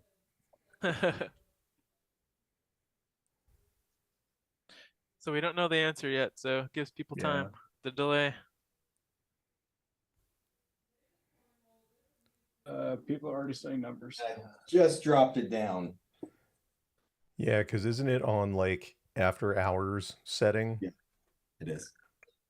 Yeah, you're gonna have to scroll back. Yeah, now sorry. We've got numbers here. Tech Jeeper got it. It says 80. Ooh. Ouch. Yeah. It's 79 in my room. I generally have a D. You guys are Fire. killing me. I'm So I was sweating at the beginning of the show. yeah, and it actually was just about to come on. That's like, I guess, the max that it's set to. Yeah. Oh, it's got the high low. Yeah, it says cool at 80.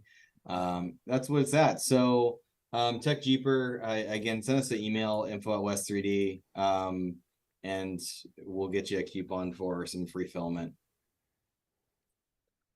Man, you guys are all running really warm. It is very cold in my basement. That's what.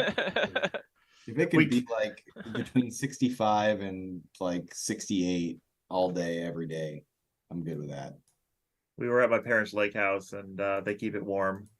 And we got home and my wife went upstairs and said, "Oh, it's warm upstairs," and turned the temperature way down up, in the main floor to get the upstairs cooled down. And I came in the basement. I'm like, "Oh, it's cold down here." And I'm not normally cold. I guess I'm used to being warm. Oh man. Civi, you can't ask that question now. She's like 80. This is perfect.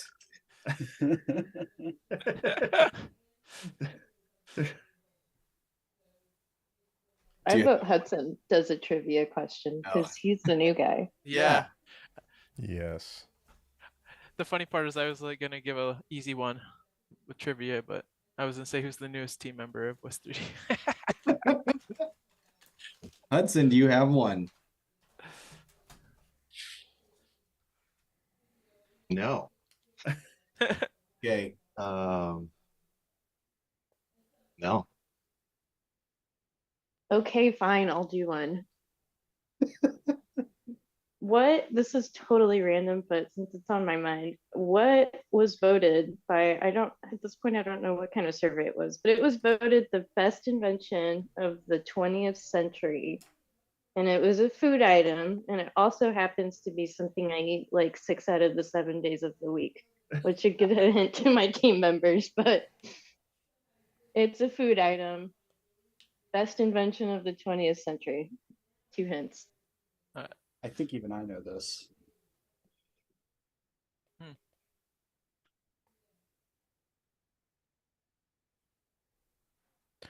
I gave a delay. Yeah, I wonder what it is. Hot pocket.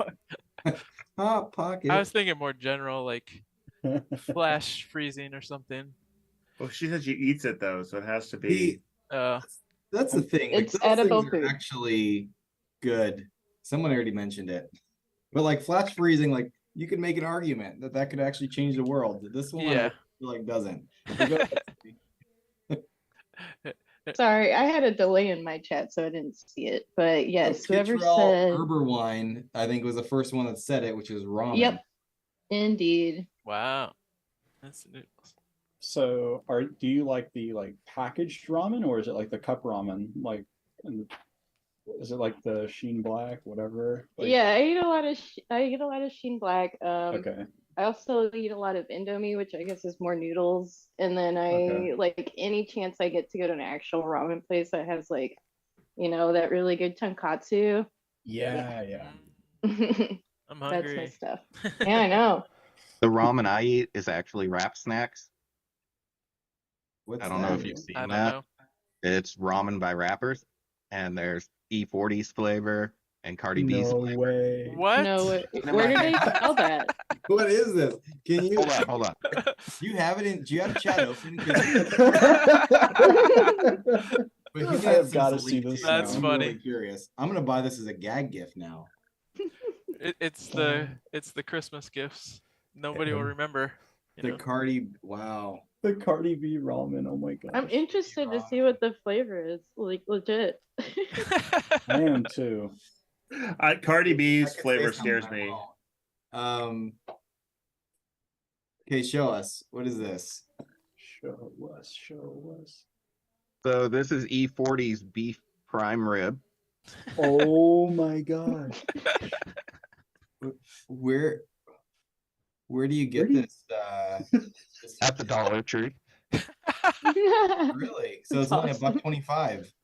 And this is Master P's creamy chicken gumbo. So, Oh my god. Extra What? MSG included. Oh, Is that what it says?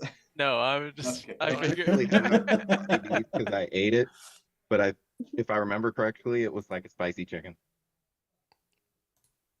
So is it different than normal ramen? Like Not at all. Just a wrapper ramen. Cool. That's funny. That is the coolest thing I've seen this week. Oh my gosh. Yeah. I'm curious how much they get paid for you buying that ramen, getting their picture on that. I don't know. What's the Cardi B flavor? Since that's the one that like is still relevant out of this beef. I feel like that's a spicy chicken, but I don't have it in my pantry. Okay. He already finished it off. The dollars. So pretty soon with some orders, we'll start throwing in some wrapper ramen. That seems like a swag giveaway. That's awesome. Oh my gosh. order a 2.4 kit, get some wrapper ramen. Totally. If it fits in the box. Too. It's My wrapper ramen got crushed. I need another one. Please send. if ever we run out of those caramel apple pops, we can throw in some ramen. That's a quick trip to the store, right? There's been times we've had to run to cash and carry, so we can dollar store is closer. That is great. That's awesome. Wrapper ramen. That is Not where You my can mind use went. it. You can use it as packaging. If you need a little bit of bubble wrap, you just put some wrapper ramen on either side. Yeah, Oh, take right. up space. it's good void spill. Yeah. Oh, it's called a wrap icon snacks. This is cool. Okay.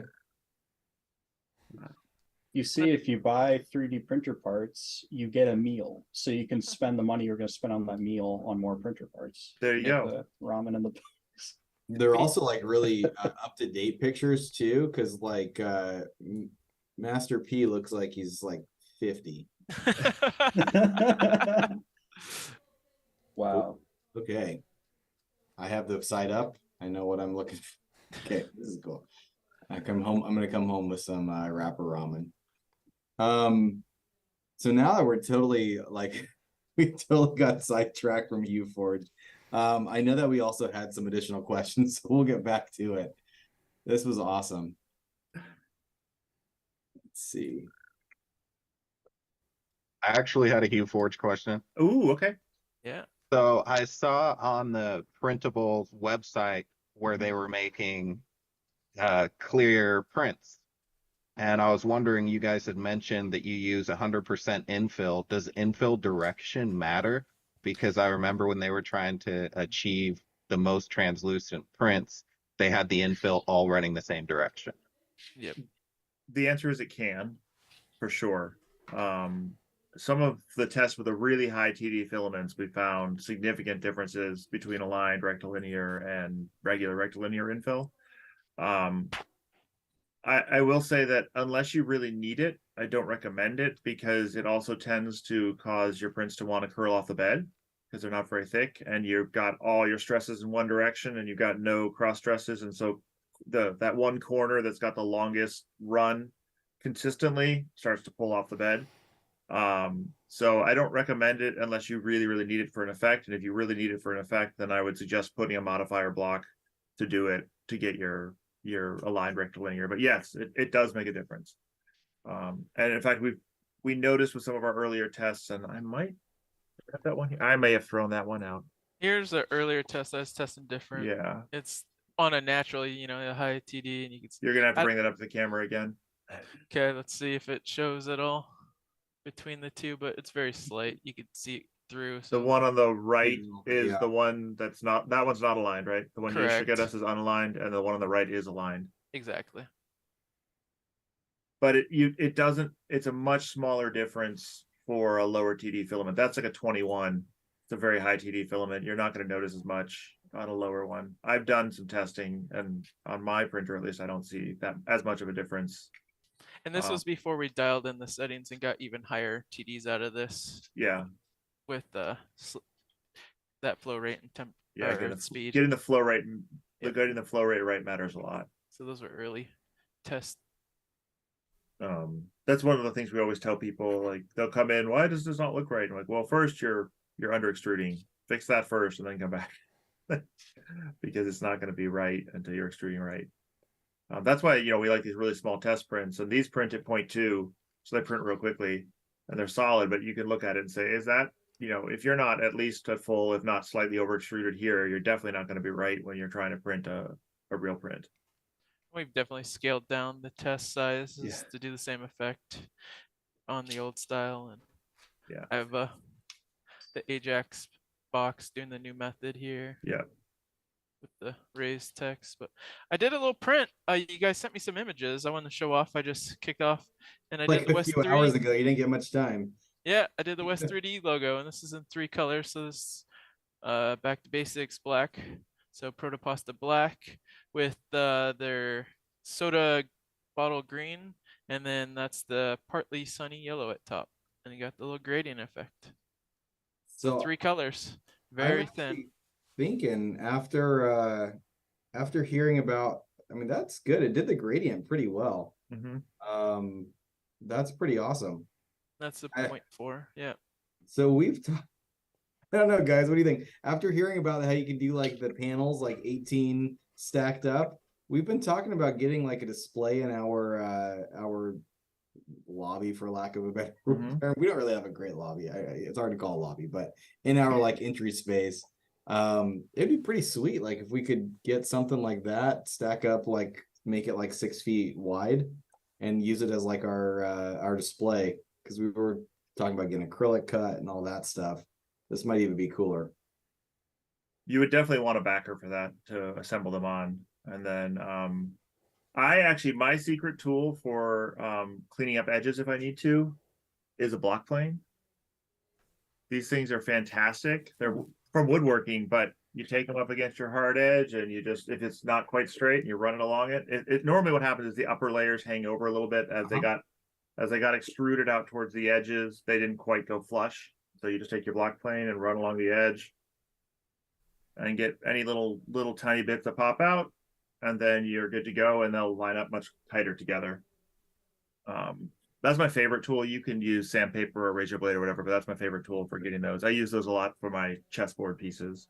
One thing we haven't talked about much is like dungeon tiles and realistic stone effect tiles. I did this one. This one's on a thick backer. And this was, I made a thin Hue Forge and attached it to an existing model using Windows 3D Builder.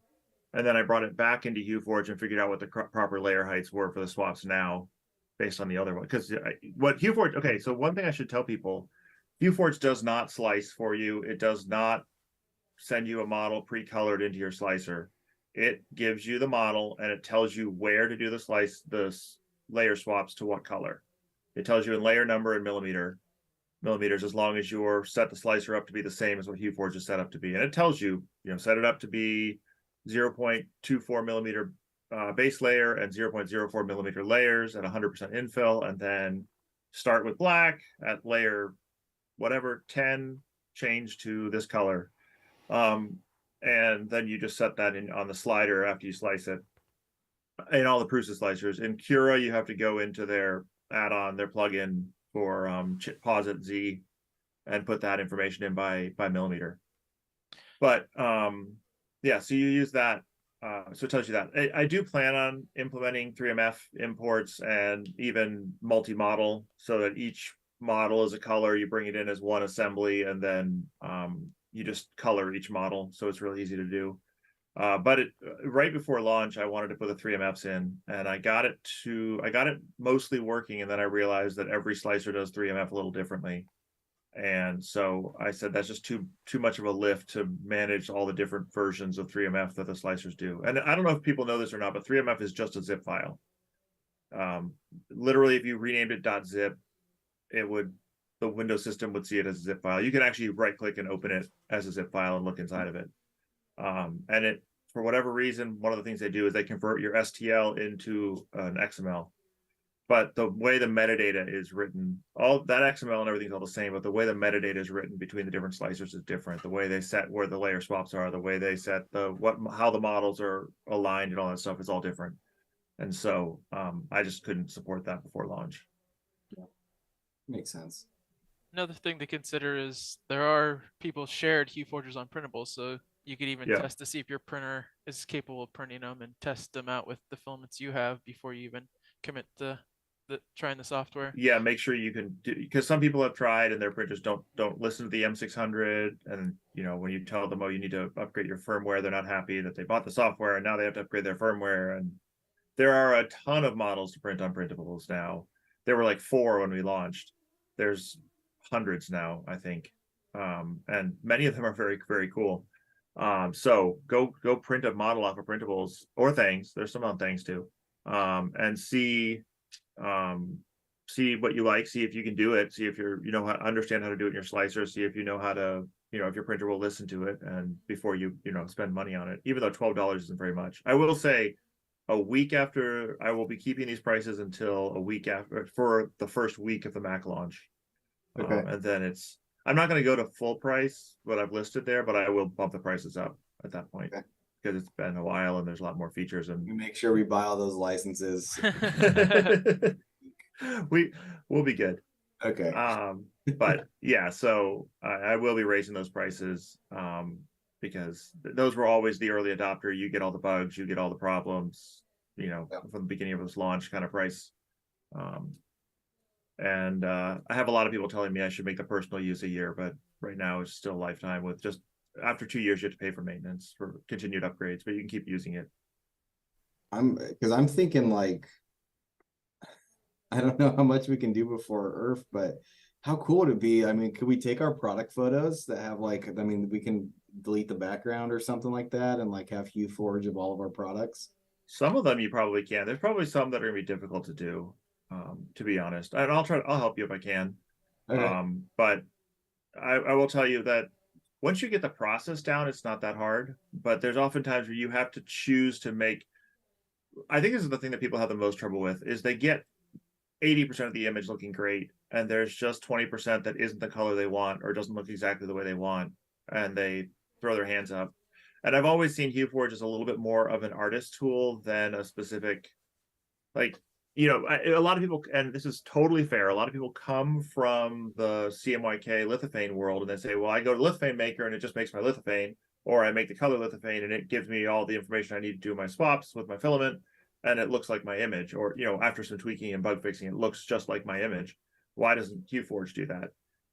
One, because it's really hard to do with just layer swaps, and two, because I see it as a little bit more of an art tool and a little bit less of a copy machine in filament, for lack of a better term. So for something like product photos, it may or may not work exactly right for what you want it to do. I don't know. And again, I'll help you with that. But it's very possible that you would look at it and say, this color has to be this, and it's not, and I can't make it this, so it's not going to work for this product. And that's just photos. Real photos can sometimes be some of the hardest things to recreate fully. But as you said, if you're going to cut out backgrounds and stuff like that, it gives you a big leg up on getting it to work. And getting something you'd be interested in. I think people would think that was cool if you pick them up and they're cut out, Hue Forge images. And I will say that Zombie and Medic and Liz just brought Hue Forges on their own to Murph at the Polymaker table, and the Polymaker table kind of became the Hue Forge table, but I wasn't there, and they were just doing it because they thought it was cool, and I've appreciated how much the community has jumped around it and taken it and sold it for me. And they're not. I mean, outside of there was a cool game. I think they had printed like some nozzles and were doing like kind of carnival games at Murph. I mean, Hue Forge, I'm sure, got a lot of the questions over at that table. I mean, I was, when I was walking by, I was hearing people just picking those up, be like, "Wow, how'd you do this?" It was certainly a conversation starter at that booth. Question about upgrades. Yes, if you buy now, you have 2 years of upgrades in all upgrades and maintenance for all license levels. Both lifetime levels get 2 years, and then you can continue using it at whatever license level you're at. So you can keep selling, you can keep using it, but you won't get maintenance or upgrades unless you pay a maintenance fee, which will not be the same fee again. It'll be a much lower fee. For lifetime, I've said it will be no higher than the current limited commercial fee. And you don't have to keep up. So if you are like, I don't care about anything that's coming out, I'm not using it, or I don't care, and then a year down the road you're like, oh, they got a cool new feature, I want it, you can just pay the one-time fee and you get updates for the next year. And you get all the updates that have led up to that year. So I'm not, but I had some people who wanted to buy lifetime say, you really probably shouldn't just give us lifetime forever. You need to keep making money. I said, okay, well, a maintenance fee then. How about that? But you can still, if you never want to upgrade it, or if you're happy with the feature set, you can just keep using it as you want. It's not going to kill itself or anything. And if you get either of the annual tiers at the end of the year, if you decide not to renew, it just reverts to personal use. It doesn't kill itself. Yeah. And is your licensing scheme per person or per seat? It is per person, but I really consider it kind of per household. So if you've got a couple people in the house that want to use it, I'm fine with that. I don't have a problem with that. And if you're running an Etsy store out of mom and pop Etsy store out of your home and you're both using it, I don't have a problem with that. The only thing I ask for is if you're really having people constantly using it all the time, consider getting a second seat for that second person. But if you're just like trading on and off and you're using it for a week or so and then you're not using it for a while, and that's just keep using it. And if you're within and if you're two completely separate locations collaborating, I ask you to get 2 licenses. But as long as you're basically within the same structure, And if you want to use, like, if you have it at your home computer and your office computer, that's fine with me. I'm pretty permissive on that. There's no key for you. It's just you pay for it, and it's mostly honor system on that. And then I'm mostly trying to track who's selling and make sure that they've actually bought it. My goal is for the commercial users who derive value out of it to generate most of my income. Makes sense. And just to follow up, is that license, once the Mac version is available, is that cross-platform or? Yes. Okay. Yes. And then when the Linux version comes out, it'll cover that. The Linux users, I believe there's fewer of them. They're also much quieter than the Mac users, so they got a little screwed. They'll come second, but. And does that, I'm assuming, does it allow for multiple devices? So like Yes. Yeah. If you have 4 computers, you put it on 4 computers. Sweet. I don't want to limit. I hate that kind of stuff. I understand it. I totally understand it, but I hate dealing with that as a hobbyist, especially. And most people are looking as a hobbyist to make a little bit of money on the side. And, you know, if some company comes and wants me to do some specific thing with HueForge for their company to make it work for them, then we're going to have another conversation about how we license with them. But for all the hobbyist individuals and, you know, and maker sellers and things like that, and small businesses, you get your licenses and you're good to go. Cool. And use them where you want. And if your computer dies, you just, open it back up. Ian, you're supposed to be on vacation, man. You just popped up in chat. Somebody asked so you mentioned that, it's not the maintenance fee, you don't want to have more than whatever the limited commercial fee is, but I'm sure people don't know what that is. Do you have just a ballpark of sort of what you're thinking? At the time, I can't imagine that it's more than $50. Okay. For a maintenance fee for a year. It could be less. It's at my option. The way the license is written, I can charge a maintenance fee after 2 years for updates, but I don't have to. So if I have if people are ordering filaments like crazy out of HueForge and I'm getting tons of continuing revenue through that, or I have some other continuing revenue stream and I don't need to charge a maintenance fee, then I won't. But I don't want to charge a maintenance fee. But so one of the things that some people may know is that we're looking at different filaments to carry, and we're supporting or attempting to prop up a new filament line here pretty soon. To get we already talked about being able to upload the TDs and color information, hex codes and stuff like that. To be shared with the community. If we wanted to also, I guess, is any filament company able to, work with you to support you in HueForge through things like, I see you have a filament affiliate programs with a couple different filament providers. Is that something that's just open to? Yeah, that's something that's open. Interesting. I haven't. I can imagine there's some filament company that I'm gonna try to start working with, and they're gonna be such jerks that I'm like, no, we're done. But I'm never gonna stop the community from putting them in the library. But I'm just gonna be like, I'm not gonna push, But so far, all the filament companies want what I want, which is to get their cool filaments out into the world to be used where they're useful. And it's funny because HueForge uses very little filament in general. And so when Polymaker first came alongside us and people said, this is crazy, why you're not going to sell filament? Because it doesn't use any filament. Like this print might have used 20 grams, like it doesn't use very much filament. But you want all the colors and you want all the options for all the colors. And then, I've got that spool that I use every once in a while for HueForge, and I've got this cool model I want to print. I might as well just print it out of that. So then you end up consuming those colors anyway. But yeah, you end up building these bigger libraries. People buy that.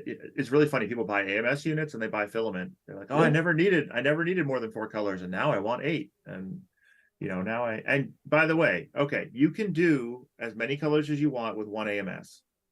You simply and you can actually set each color individually in the slicer, and you could just assign it to the same sections of the AMS each time.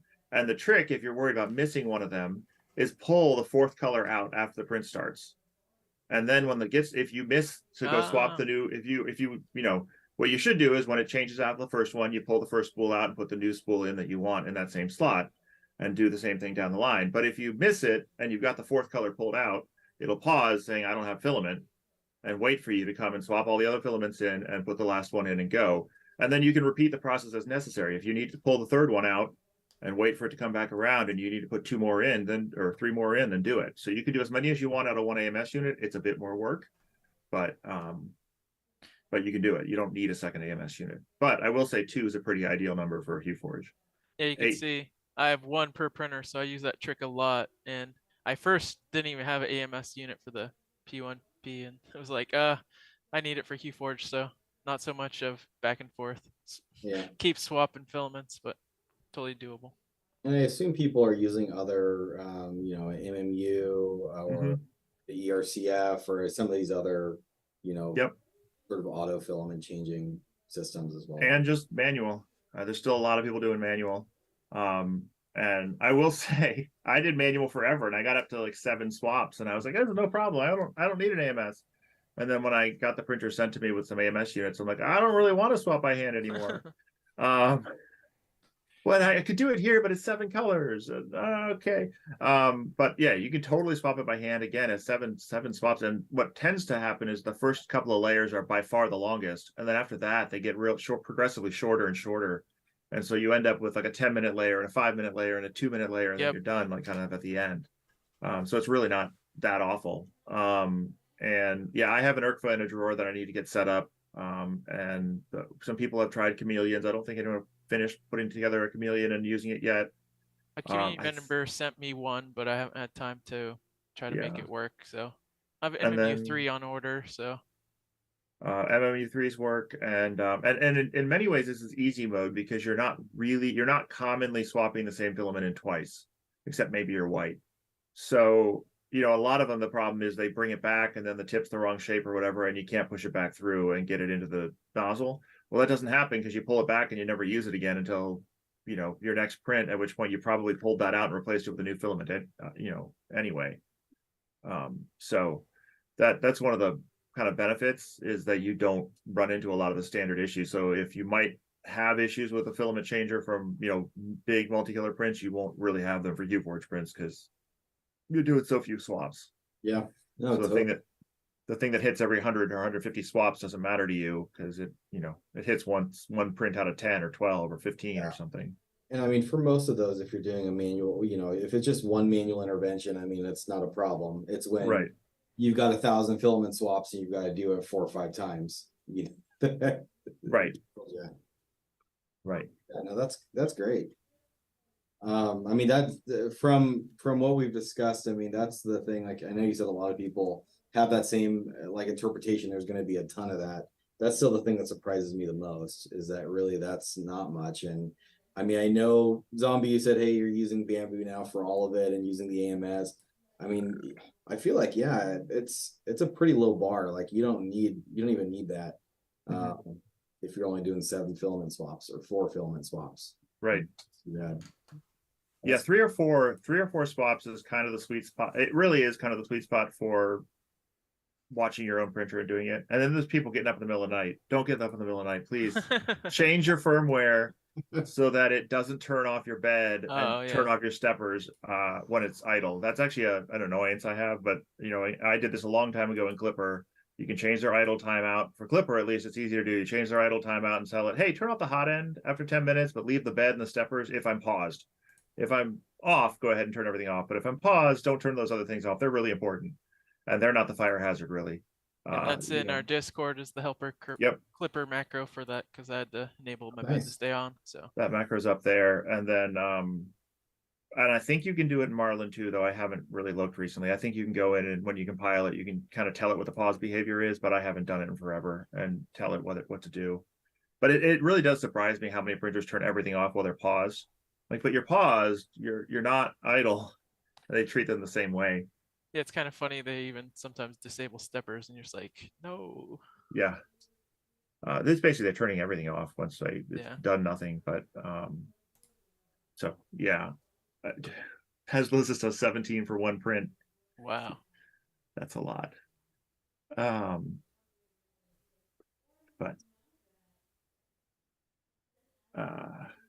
it's an annoying default in Clipper. I don't know, but it's easy to fix. You can change the block and fix it, but it is annoying that it's the default.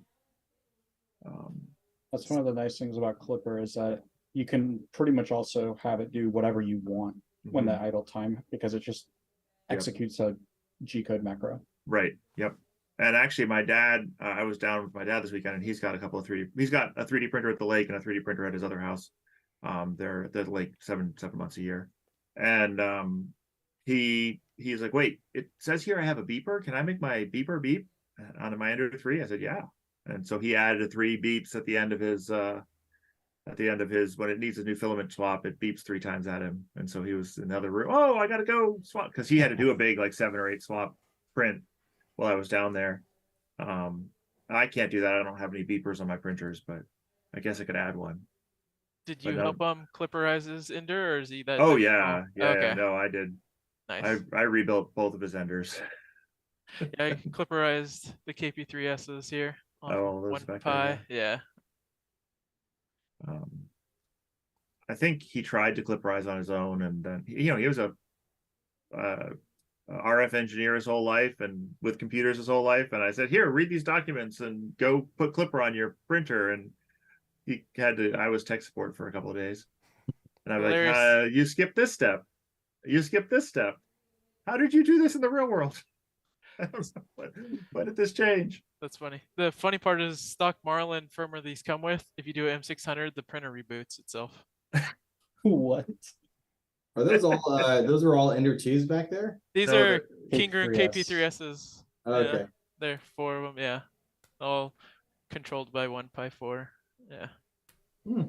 It's always interesting to see people's rooms here. And then the webcams to kind of spy on them. 1 webcam for 2 printers.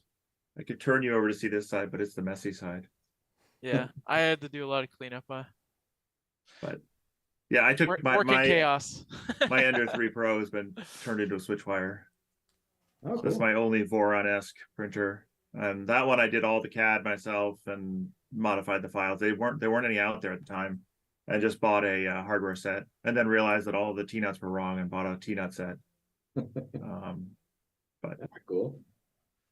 It was a fun project. I would love to have there was a time I would have loved to have built a Voron, and now I'm like, I don't have time to build a Voron.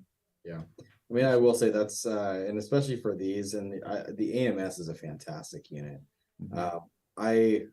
I will not go into my gripes about the 2 bamboos that I have because I don't love them, but I don't. I mean, I think they would do this great, and I can say the AMS is fantastic. I could see for doing HueForge prints why that's a really popular choice. I actually don't love my bamboos either. Part of it is because I got them right when my life got crazy, so I haven't really had time to sit down and learn them. But the other part is like they were supposed to just do what I told them to do, and they jammed up on me and did stuff that they weren't supposed to do. And I said, I've got them mostly working now, but I miss all the fine controls. Like, oh, I'm looking at that and that's not quite right. Let me fine adjust the bed. Oh, I can't do that. Let me change the flow rate a little bit. No, I can't do that. So it's kind of frustrating to me coming from, fluid mainsail Clipper printers that I can change everything on the fly all the time. And I can't do that on these. And it's a little frustrating, but at the same time, I could have my daughter change croc charm plates when I was away from home and restart them and and know that they were going to work, whereas I couldn't say, okay, now unload the filament here, now reload the filament here, now do all this stuff. And okay, that'd be a bit much. Yeah. I had a bed thermistor go out, and the replacement for that, like, they don't design these things to be like to ever break, and if they ever do, oh my gosh. So yeah, anyway. Yeah, my X1C is down currently. The PCB board on the tool heads need to be switched out. It was thermistor was reporting 0, so hopefully it's not anything like I went through. Hopefully it's not, but yeah, the parts just came in this week. Haven't had time to dig in, but yeah, and I think they have different variations because my instructions said there was double-sided tape on the I had to take off the enclosure, like the right panel. And there's supposed to be double-sided tape. Mine was welded. So dang. Yeah, there are different versions of the Toolhub PCB. They had me take a picture of the QR code off the LiDAR. So there's different, I think, lasers per X1Cs. Mine's an early Kickstarter, so. Oh, that's cool.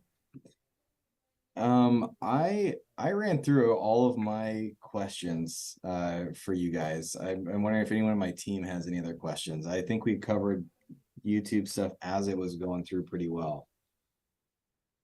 So Do you guys have anything else coming to mind? Nothing from me.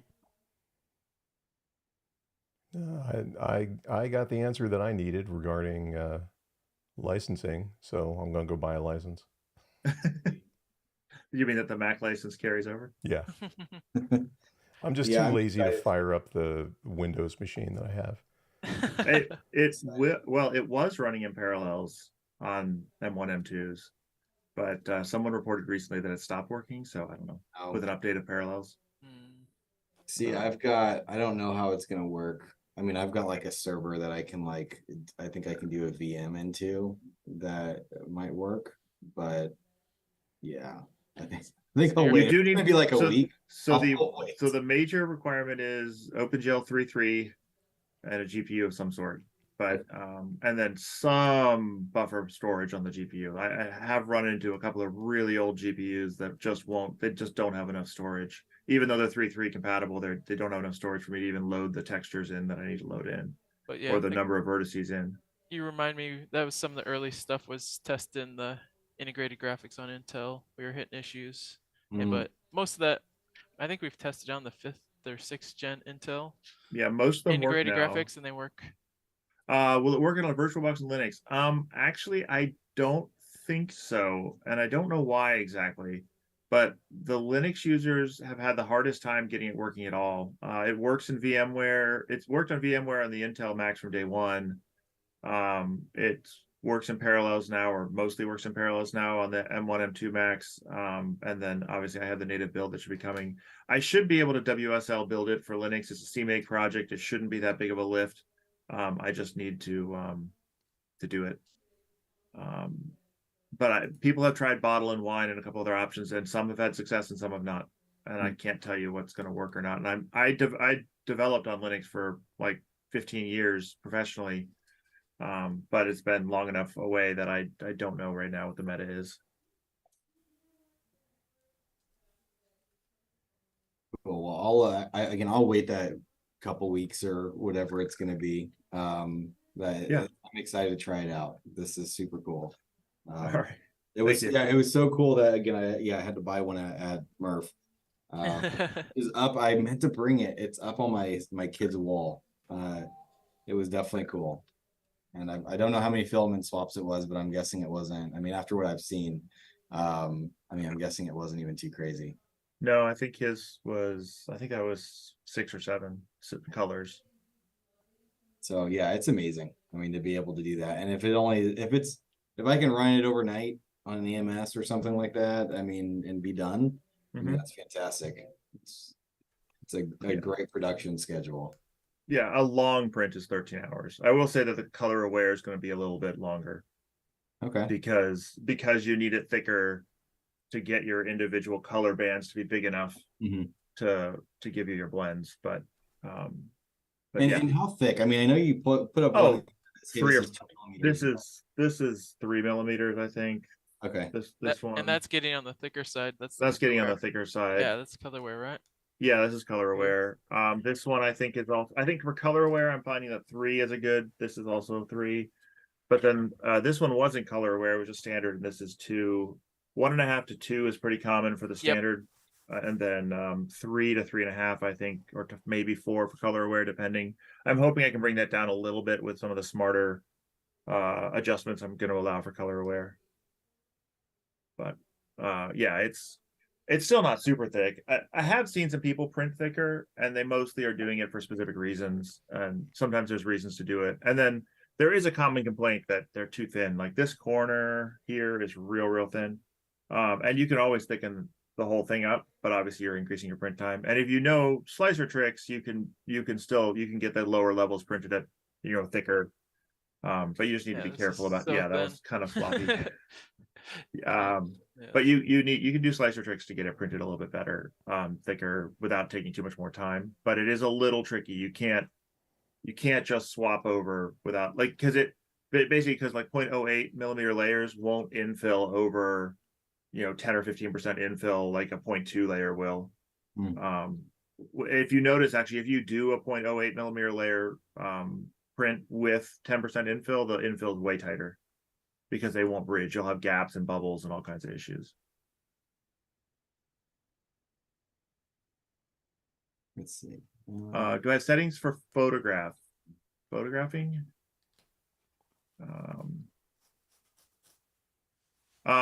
For photographing, I mean, like black and white is your easiest start. I would start black and white on all your photographs, and move from there.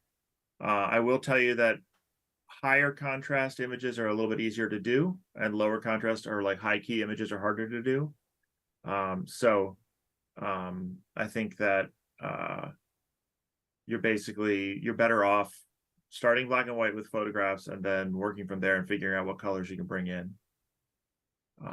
You do not need, you do not need an MMU to do Hue Forge, but you need to be able to do a filament swap. So if you've never done a filament swap before, or pause and filament swap in your slicer and with your printer, you should test that first.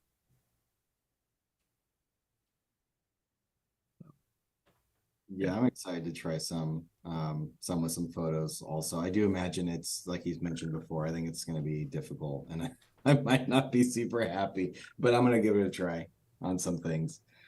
At least maybe it'll help me also learn sort of like, what's a good candidate, what's not, how to take a picture.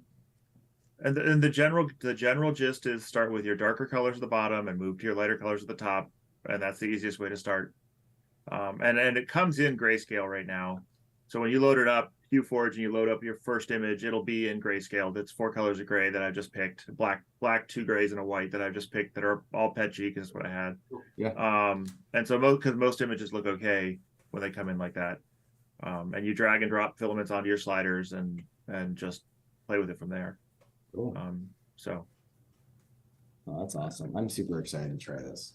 This is again at Murph it was awesome. Seeing it on Zombie's stream was awesome. I think there's a couple streams that Zombie was on, and the first one I freaked out when I saw it. It was and then I've had Adam send me a whole bunch of different like suggestions of some cool things to try printing, and he's shown me some of his prints, and I'm just like, every time I'm like I'm like, dude, I don't like I really want to do this. And it's like I have no time, but I'm gonna give it a try. I think it's gonna be awesome. And we will be at Earth. So sweet. We'll be at Earth. Team, we'll be basically the whole mod team as well. Are you gonna have like a table? There'll be a Hue Forge table. I'm a sponsor. Sweet. And which feels very weird. Awesome. That's cool. But I'll be at Earth, and we'll have a bunch of examples, and we'll have a couple of laptops running it, and some printers. And we'll give Ian will be there. He's coming from the UK, so we'll have him there. He can give lessons, and I can be there for people to ask me why it doesn't do what they want it to do. I'll be there with my laptop. That's awesome. And the Mac release should be well released by then. Sweet. It's gonna be my first time on the East Coast. I'm excited for my first Earth. Yeah, West Coast or live. I wanted to make a little bit longer trip of that to drive around, do like DC and stuff like that. I'm not going to do it this time. Next time. Okay. Again, I think we got most of the questions done in chat. It looks like our team is pretty good. If there's anything anybody else has here, we've got a little bit of delay. But I'll start our sign out, and if anybody asks something, we can jump in. Okay.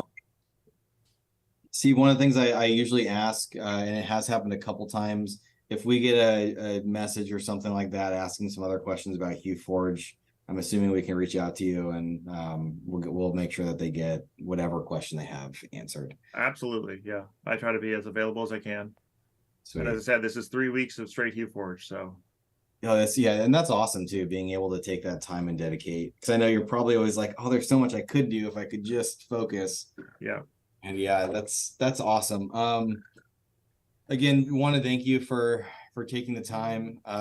You know, not everybody is willing to sit down with us for like 2.5 hours and talk. And I'm just always amazed by the people in the maker community that, you know, are really, you know, really willing to take that time and do something. I think the licensing for this at the current rate at $12 is a steal. I think that's a really great price, probably also to bring people in to experience it, because really it's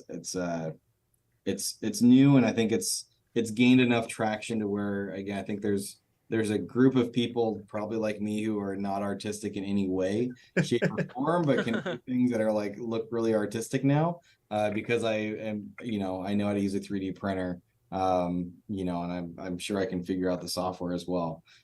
So just fantastic. I want to thank you. I do want to remind people in chat, for the 28 people that are still on here, you know, and we'll leave it open maybe just for like the next 20 minutes. But if in the next 20 minutes you can send an email to info@west3d.com, you know, with whatever your YouTube username is, that you were on the stream, we'll go ahead and get you a personal license for you, so you can try out HueForge for free. That's a lifetime license, is it? The $12 one? So Yep. it's also a lifetime. So do that, please. Again, we can only leave it open for like 20 minutes because I could see people watching this like, you know, a year from now and going for that deal. But we would like to do that. It's a great way, I think, to support HueForge and this awesome software. Also the people that did join us on these sessions. It's really fantastic. If you want anything on the trivia, also please send that email out. We'll make sure we'll get you a coupon for free filament. We'll probably cap it at like a $40 worth of filament or something. Because after I said that, I'm like, shoot, we've got some really exotic stuff now. But you'll get some free filament that you hopefully can use with your HueForge license. And yeah, again, thank you. Really appreciate the time. We'll do another one of these probably, my guess is in October, only because September happens to be an insane month for us. We've got State Fair coming up next week. The week following, there's Central Oregon Maker Fair. The week following, there's something at Oregon Science and Industry. And I think the week following is IRF. So you're going to be pretty booked. But look for something in October, and maybe we can even double down. We do ask one question. I know Alan's like, you guys can't see him, but I can see he's gearing up because I always forget. We have one question that we always ask, which is, Steve and Adam, if you can think of anybody else that you would like to see us do a Meet the Maker for, we'd love to get ideas from the people that we talk to. Is there any makers that you would think would be cool to see on the stream?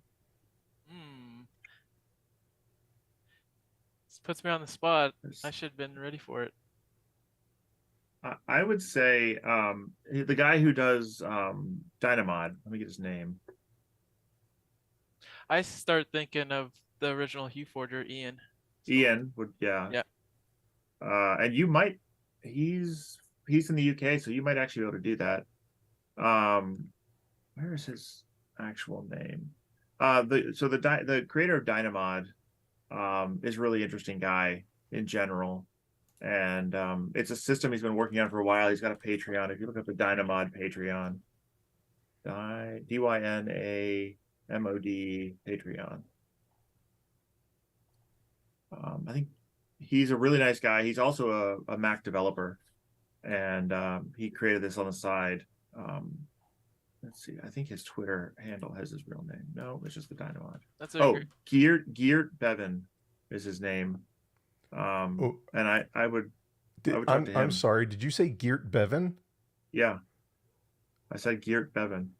He also makes MIDI or music software for Mac. I used to interact with him a whole lot in a previous life when I worked for an audio manufacturer.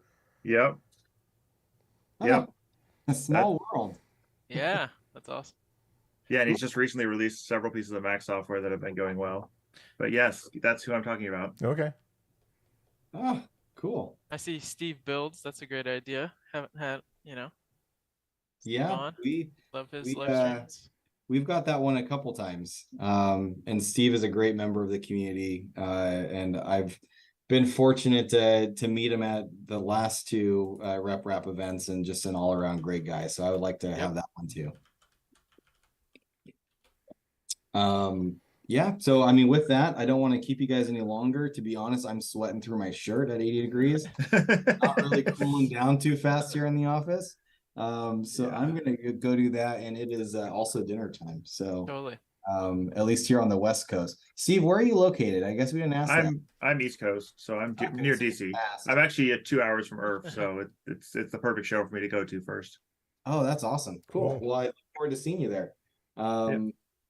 If we don't communicate in between, then have a good one. I'll see you there. If we do, it's probably because I can't figure out how to install the Mac version. It's unzip into a folder. Well, actually, the Mac version will maybe be a little bit more sophisticated than that, because they kind of have to be. So I'm used to just opening up and dragging something to application. Yep. Yeah, which basically should work. It's what I'm working on. Is it should work. It should populate the folders that need to be populated. That's what I'm finishing up. Awesome. Cool. Well, look forward to it. Again, this is really awesome software. I'm super happy to be able to talk about this one. Thank you so much for having me again, for joining. Yeah, thank you. Thank you for having us. All right. Bye, guys. Peace. Bye. Bye.